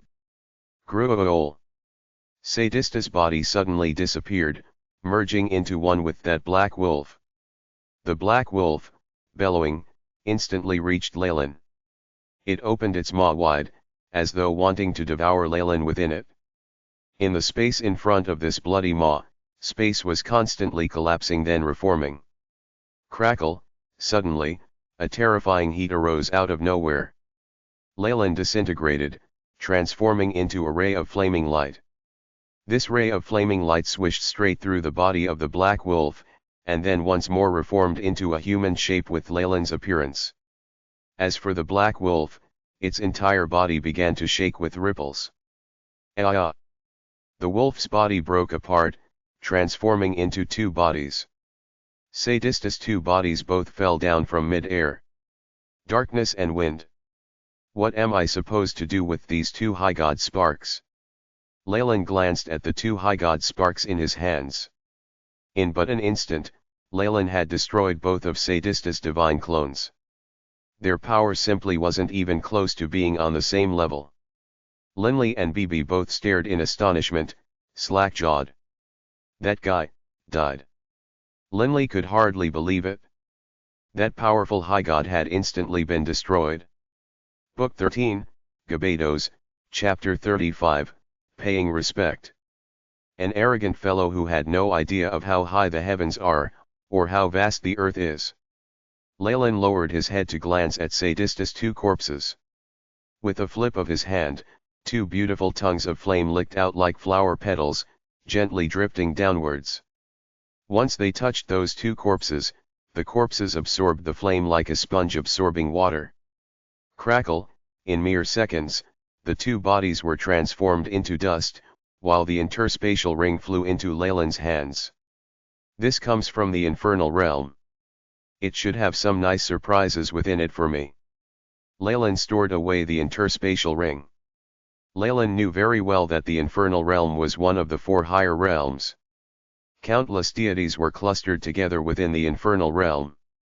This was one of the four higher planes, the four most bustling, populated of the countless planes of the universe. The Gebados Planar Prison, in comparison, was like an impoverished desert wasteland. Although he, Leyland, was more powerful than Sadista, in terms of treasures and wealth, he most likely couldn't compare to Sadista, who came from the infernal realm. The treasures of the necropolis of the gods was enough to make countless experts turn red-eyed with greed. And was enough to cause some of the powerful clans in even a higher plane like the infernal realm to scheme. Sadista had been sent by his clan to the Yulon plane to fight for treasures. From this, one could imagine that Sadista was a well-respected figure within his clan, and even amongst high gods was fairly powerful. He had two mighty high god clones of darkness and wind. In addition, in the laws of darkness, he had fused three profound mysteries. Such power could only be described as mighty. But in front of the Lord of Mount Copper Gong, Leyland, Sadista's two mighty divine clones were instantly killed in a single exchange of blows. Thus had he fallen, forever disappearing from the world. Only, when Sadista executed his ultimate attack, causing the nearby space to distort and collapse, he had done so because he had sensed that this Leyland was no ordinary opponent. Thus, he had used his full strength without hiding anything, and by doing so, attracted attention and fear from the many experts throughout the entire Yulon continent. What a powerful aura! Many gods hidden throughout the Yulon continent felt their hearts shudder as they sensed the energy waves coming from the west. Who is it? Within the imperial palace of the Yulon Empire, the face of the graceful, elegant brown-haired youth changed slightly as he looked towards the west. Such a powerful aura and such vibrations in space. These energy waves are too powerful. It should be a high god-level expert. This brown-haired youth was the god who had taken over the Yulon Empire, Urf. Urf was a fairly powerful figure amongst the gods of the Gebados Planar Prison. Could it be that high gods are engaging in a battle? Urf was rather puzzled. But in the Yulon Plain, aside from Lord Beirut, the only high god present is Lord Adkins. Lord Adkins wouldn't be foolish enough to go engage in a great battle against Lord Beirut, would he? Up till now, Urf had no idea of the presence of Sadista and Leyland. Urf's eyes narrowed and his heart grew nervous. It seems that the high gods within the Yulon continent aren't just Lord Beirut and Lord Adkins. There are others as well. Urf was now rather hesitant and uncertain. There were now several high gods within the Yulon continent. Even if he, Urf, was able to enter the necropolis of the gods, how many treasures would he be able to get? Within the O'Brien Empire, Adkins had been enjoying watching the dance of the palace ladies. His face suddenly changed slightly as he looked towards the west. HRM. High God. Not hesitating at all, Atkins immediately sent out his divine sense, surging out like a wave towards the west, instantly covering the entire area west of the mountain range of magical beasts, including Mount Copper Gong. Atkins' investigation caused him to let out a shocked breath. How could there not be a single high god present? But Atkins did discover that demolished mountain peak and the grass and trees. Devoured? A high god who trains in the laws of darkness. Just from the aura of that battlefield, Atkins could come to this conclusion. That energy wave just now should have come from two high gods doing battle. Otherwise, how could a high god be so bored as to so wildly blast out his power? Or, perhaps, this has to do with that high god in the Rohald Empire. Atkins felt puzzled. This event couldn't help but make him think of Sadista. After Sadista had arrived at the Yulon Plain, Atkins discovered his existence one day when spreading out his divine sense. From that day afterwards, he paid rather close attention to Sadista. In terms of power, Atkins wasn't any weaker than Sadista. Atkins immediately spread out his divine sense further, also covering the Rohald Empire with it. The aura of that high god in the Rohald Empire has vanished. Atkins spread his divine across the entire Yulon continent, but aside from Beirut's metallic castle, nothing. He isn't in the Yulon continent. What just happened, exactly? Atkins frowned. Can it be that the high god of the Rohald Empire died? Atkins' heart shuddered. Although Atkins wasn't afraid of Sadista, Atkins still had the feeling that Sadista wasn't someone to be taken lightly. An expert such as him had actually vanished. Mount Copper Gong only has 4 people present.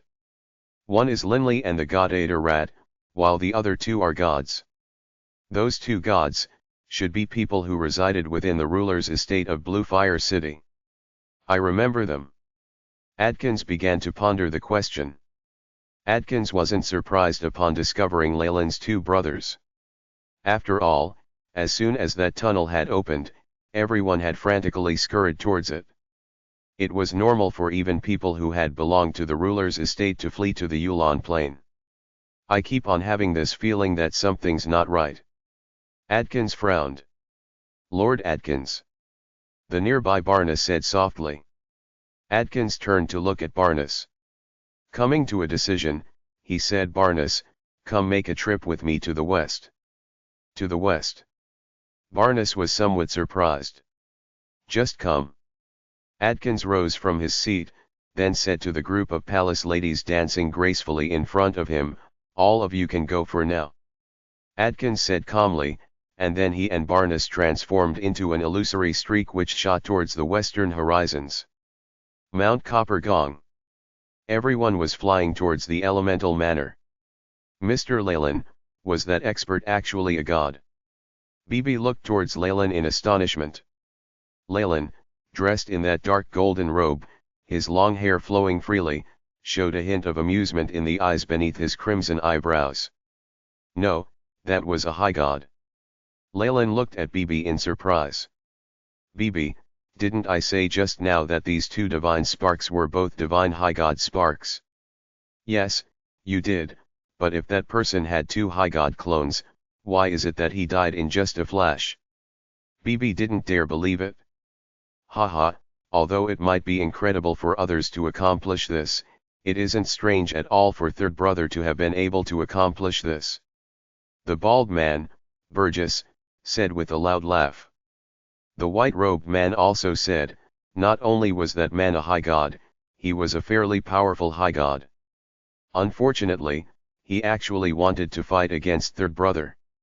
Enough. Listening to his 2 brothers brag, Leyland couldn't help but stop them. Linley gave this Leyland a serious glance. Just now, when Sadista had caused the surrounding space to distort and devoured everything around him, Linley had the feeling that Sadista was completely undefeatable. He was certain that if this Sadista had wanted to attack him, he probably would have been able to easily draw Linley into that distorted space. He was too powerful.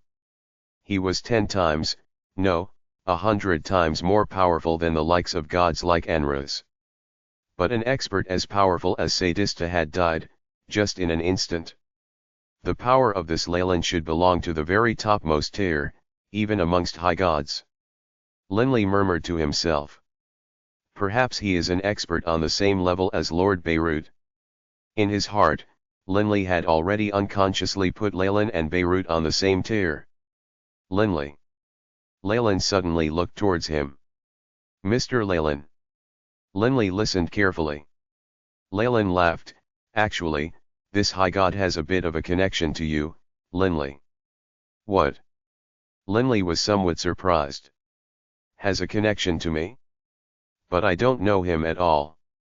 Leyland shook his head and said, Linley, last time, didn't that god come to Mount Copper Gong and attack you? Based on what I know, that god was this person's subordinate. Leyland was fully aware of many things regarding Sadista. He's the one who wanted to kill my boss.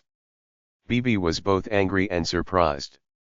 He still remembered the friendly greeting Sadista had given him. I'm certain. Leyland nodded seriously. And this person isn't from the Gebados Planar Prison. He is from the infernal realm, one of the higher planes. He came from the infernal realm. Then why did he want to kill me? Linley couldn't understand. I have no enmity with him. Leyland laughed loudly. I'm not certain about why he wants to kill you. If you have some time, go ask Beirut. Perhaps Beirut would know. But of course, if he doesn't know, you'll have to go investigate for yourself. Linley nodded slightly. Came from the infernal realm. Wants to kill me? But the only people connected to me in the infernal realm are my ancestors. Linley suddenly had a hint of an idea. Could it be that it has to do with the ancestors of my Dragon Blood Warrior clan? Although he had this thought, Linley wasn't very familiar with the infernal realm of the higher planes, after all. Oh, guests are coming. Leyland raised his head and glanced towards the northeast skies. Dressed in a gaudy golden robe, a handsome youth descended upon Mount Copper Gong, a silver-haired old man by his side. Adkins stood on the earlier battlefield, a large chunk of the surrounding space here having vanished. The nearby Barnus said, Lord Adkins, I sense an extremely powerful darkness aura here.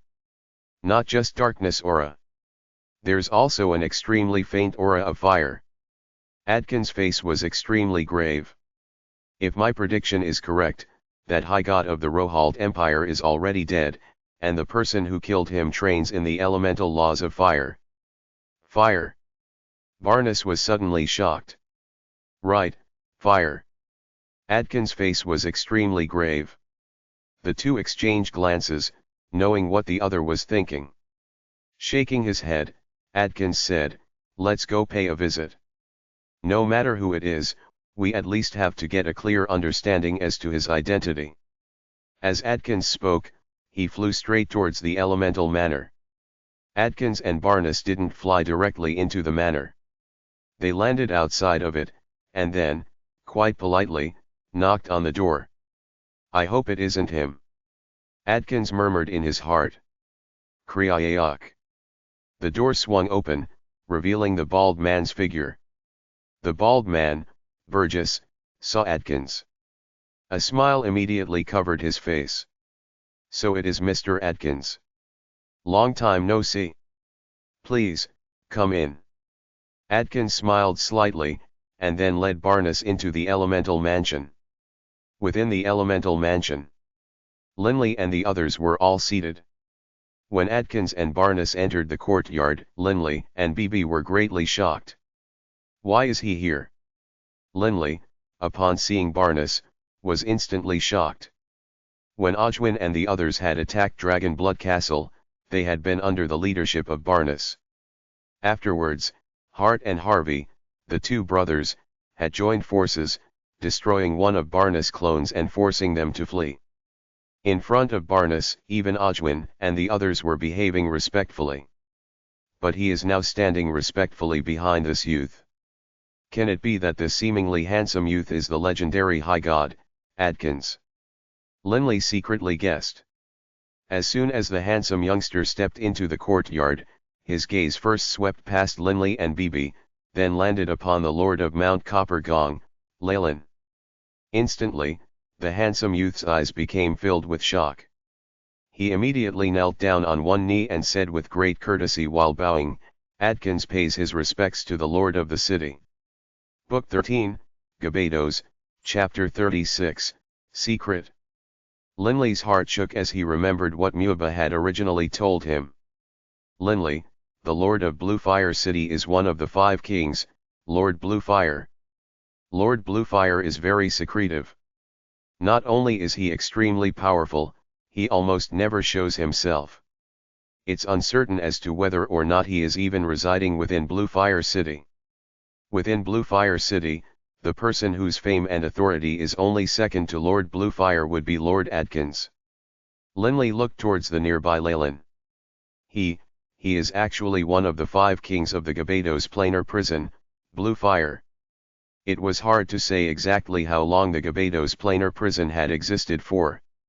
Within it, the number of deities was absolutely numberless. However, there were 5 people who stood at its peak and were acclaimed respectfully as its kings. To be titled a king in a planar prison, anyone with a hint of common sense would understand how powerful such a person must be. Adkins, rise. We have both left Gebados, and I am no longer the lord of Bluefire City. There's no need for you to refer to me as lord of the city anymore, Leyland said with a calm laugh. Adkins rose respectfully, and said, "Yes, but the respect which Adkins feels for you, Lord Bluefire, will never change." Meanwhile, Barnes just stood off to one side respectfully. The fame of Bluefire was simply too astonishing and overawing. The 5 kings were invincible individuals. You are Bluefire." Bibi looked at Leyland in astonishment. "What, do I not look the part?" Leyland's crimson eyebrows lifted up, and he laughed towards Bibi. Bibi muttered, "That's not it. Only, I heard the boss say that Bluefire is one of the 5 kings of the Gebados Planar Prison. Since he's so powerful, I figured his subordinates should be high gods. Also, I thought that Bluefire was his name." "Ha ha." Leyland began to laugh heartily. "Why would I, Bluefire, necessarily have to have high gods for my subordinates? Is that the only way I would be able to demonstrate my status?" Adkins, off to the side, laughed as well and said respectfully, "Why would Lord Bluefire need any subordinates? Even if a group of high gods came, in front of Lord Bluefire, they wouldn't be much." This was no joking matter. All 5 of the kings of the Gebados Planar Prison had won that title through proving their strength in slaughter. Amongst the 5 kings, Lord Bluefire had actually trained for the shortest period of time. He was also the most dazzling, eye-catching figure. Bluefire, also known as Zacharias Leyland, rose to sudden prominence within the planar prison, winning every battle he fought. Even powerful high gods, before Bluefire, had to bow and submit themselves. To this day, there has been no one capable of withstanding Lord Bluefire's attack. Bluefire is nothing more than a nickname. Leyland laughed calmly.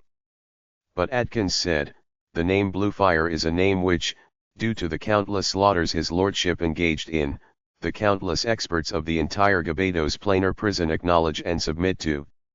Who in Gebados hasn't heard of that battle by the Blue River?" Leyland simply chuckled. No matter how arrogant Adkins was, in the face of Leyland, he had to abase himself. This was nothing more than reality. Adkins, facing Leyland, didn't have even the slightest thought of struggling against him. Because Adkins knew that he couldn't take so much as a single blow from Bluefire. The battle at the Blue River was what gave rise to the name, Bluefire. It also scared countless people silly. Many people even came to believe that Bluefire was the most powerful of the 5 kings. But of course, this was never proven because Gebados was simply too vast, and the 5 kings were all separated in their own regions. In addition, they intentionally avoided making enemies out of each other. After all, there were no treasures in Gebados worth them fighting each other over. This is a true, Ultimate expert. Linley's heart was filled with even greater veneration for this Leyland, while at the same time, a surge of heat filled his heart. Even Adkins was so apprehensive and respectful in front of Leyland, who had been able to reach the top tier of Gebados. Adkins, stop standing there. Come, sit down.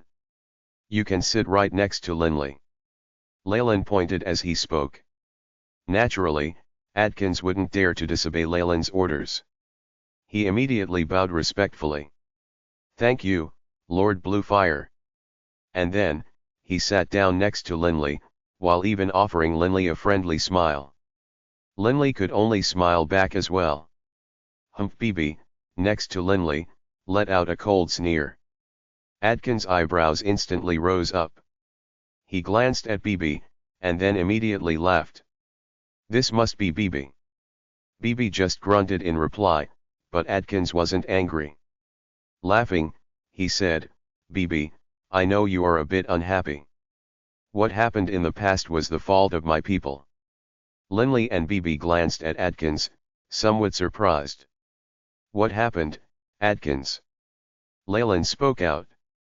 Adkins smiled and said, Lord Bluefire, this is actually just a minor issue. My subordinate, a god named Ojwin, had a bit of a small grudge against my friend Linley over here. Afterwards, Ojwin invited several of the gods under my command go to Linley's residence to get revenge. However, in the end, it was my side that suffered losses. Oh. Hearing this, Leyland was mildly intrigued as well. Linley and BB glanced at each other. Boss, it seems this Adkins wants to apologize. BB said mentally to Linley. I'm not sure either. Linley was also puzzled. Adkins was a high god after all. Was he about to apologize? Barnus, come over here. Adkins said. Although you lost a divine body during that battle, it was, after all, you and your people who picked that fight. If we think about it, it was your group's fault. Go ahead and offer Linley and BB an apology. Linley and BB started. Barnus actually came over. Filled with an apologetic air, he said, Mr. Linley, Mr. BB, I truly am sorry for what happened that year. Mr. Barnus, no need to be like this. This matter was primarily instigated by that Ojwin. Linley spoke out.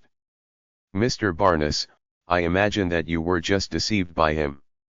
Since he had been given face, Linley would of course give face back as well. Adkins nodded. Linley, don't worry.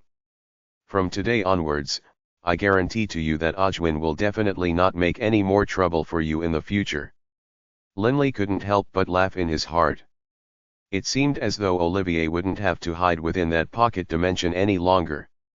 When Adkins had brought Barnus to pay a visit to Mount Copper Gong to meet with Bluefire Leyland, Ojwin was still back in the distant O'Brien Empire. Him, Hanbrit, and Gatenby were all together drinking wine and chatting. Over the past 20 years, the relationship between the three of them had become quite good. Barnus had a special status, after all, and he was thus rather distant from them. That astonishing energy wave from the west most likely was produced by a high god. Gatenby rumbled. Right. But it doesn't have anything to do with us. Ojwin laughed. Since it involves high gods, let's just peaceably drink our wine here. Hanbrit shook his head. High gods? They are very powerful. If one day, I were to obtain a divine high god spark, wouldn't I also become a high god? Only, it is unfortunate that I don't know how long it will be before the day I acquire a divine high god spark. A divine high god spark is something I dream about. Ojwin let out a sigh as well. Hanbrit suddenly put down his wine cup. Slightly tipsy, he grinned at Ojwin. Ojwin, I'm going to tell you a secret. I know what you are going to say. That Gatenby laughed loudly as well. Secret my ass. Barnus and I both know it. Hanbrit rolled his eyes, then said, You know, I know, but, Ojwin doesn't know. These words caused Ajwin's heart to be filled with a hint of curiosity, and he hurriedly looked towards Hanbrit. Hanbrit grinned merrily. Ajwin, I'll tell you something, Lord Adkins, in his interspatial ring, has a divine high god spark. What? Ajwin's heart shook. A divine high god spark. Ajwin dreamed about one day acquiring a high god spark, but currently, Ajwin only had his divine light clone. Who knew if that divine high god spark was light style? Gatenby nodded and said, he does have a divine high god spark, only, we aren't sure what element it belongs to. But I am certain that it is neither lightning style nor earth style. Why are you so certain? Ajwin hurriedly asked. Gatenby laughed. Lord Adkins himself doesn't need it, of course. You know what the relationship between Lord Adkins and Barnes is like. If Barnes was able to use it, Lord Adkins definitely would give it to Barnes. Barnes originally had two bodies. At Dragonblood Castle, it was his divine earth clone which was destroyed. Right now, his body is a lightning clone. Since Barnes isn't able to use it, then it definitely isn't earth element, nor is it lightning element. Right. Ajwin nodded slightly. Can it be that the two of you, my friends, also aren't able to use that divine high god spark? Ajwin asked. Hanbrit let out a sneer. In the heart of his lordship, the three of us are far inferior to Barnes. We're just his henchmen. How could his lordship be willing to waste a divine high god spark on us? Whenever I think of it, I feel uncomfortable. Come, let's drink. Gatenby said hurriedly.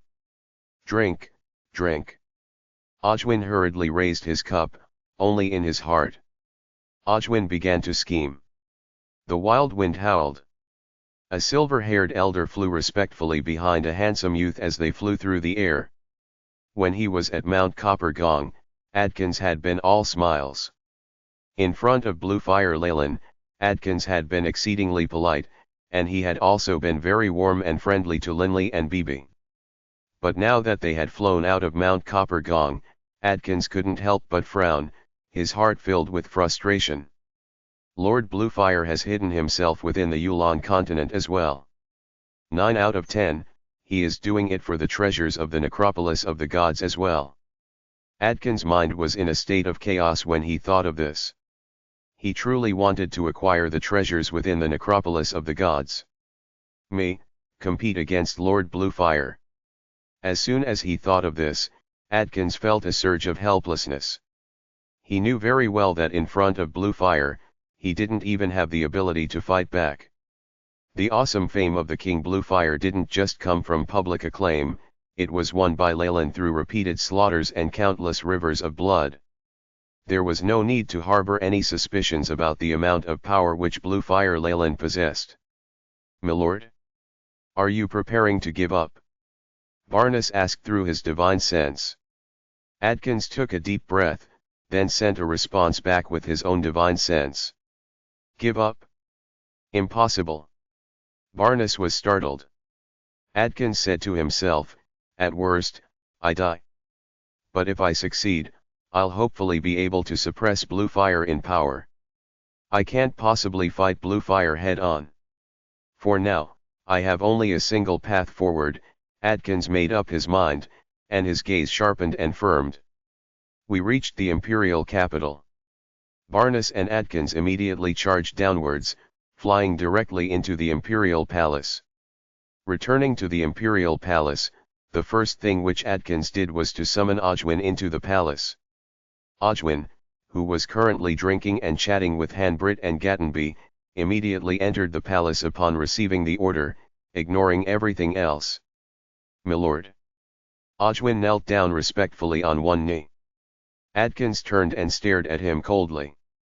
Ajwin, there is something I must warn you about. I know that your son was killed. But remember this, starting forward, forget about getting revenge. No matter what, do not cause any trouble for a single person of Dragonblood Castle. Ajwin started. Forget about revenge? Although in the past 20 years, Ajwin had calmed down, that didn't mean he had given up his desire for revenge. The goal of vengeance for the death of his son had been engraved into Ojwin's heart. Humph. Adkins let out a cold snort. What, didn't you hear me? The nearby Barna said seriously as well, Ojwin, this has to do with an important affair of his lordship. If because of your small affairs, his lordship's major affairs are ruined, then, even death wouldn't expiate your crimes. Ojwin immediately prostrated himself and said hurriedly, Lord Adkins, don't worry. From today onwards, I, Ojwin, definitely won't go make trouble for anyone in Dragonblood Castle. This affair of getting revenge, I, Ojwin, will definitely never consider again. But in his heart, Ojwin was howling with fury. Revenge? No, even if I die, I won't give it up. All I will do is temporarily restrain myself. After I get that divine high god spark. Ojwin greatly desired to acquire that high god spark. You can leave now. Adkins said calmly. Yes. Ojwin bowed, then left.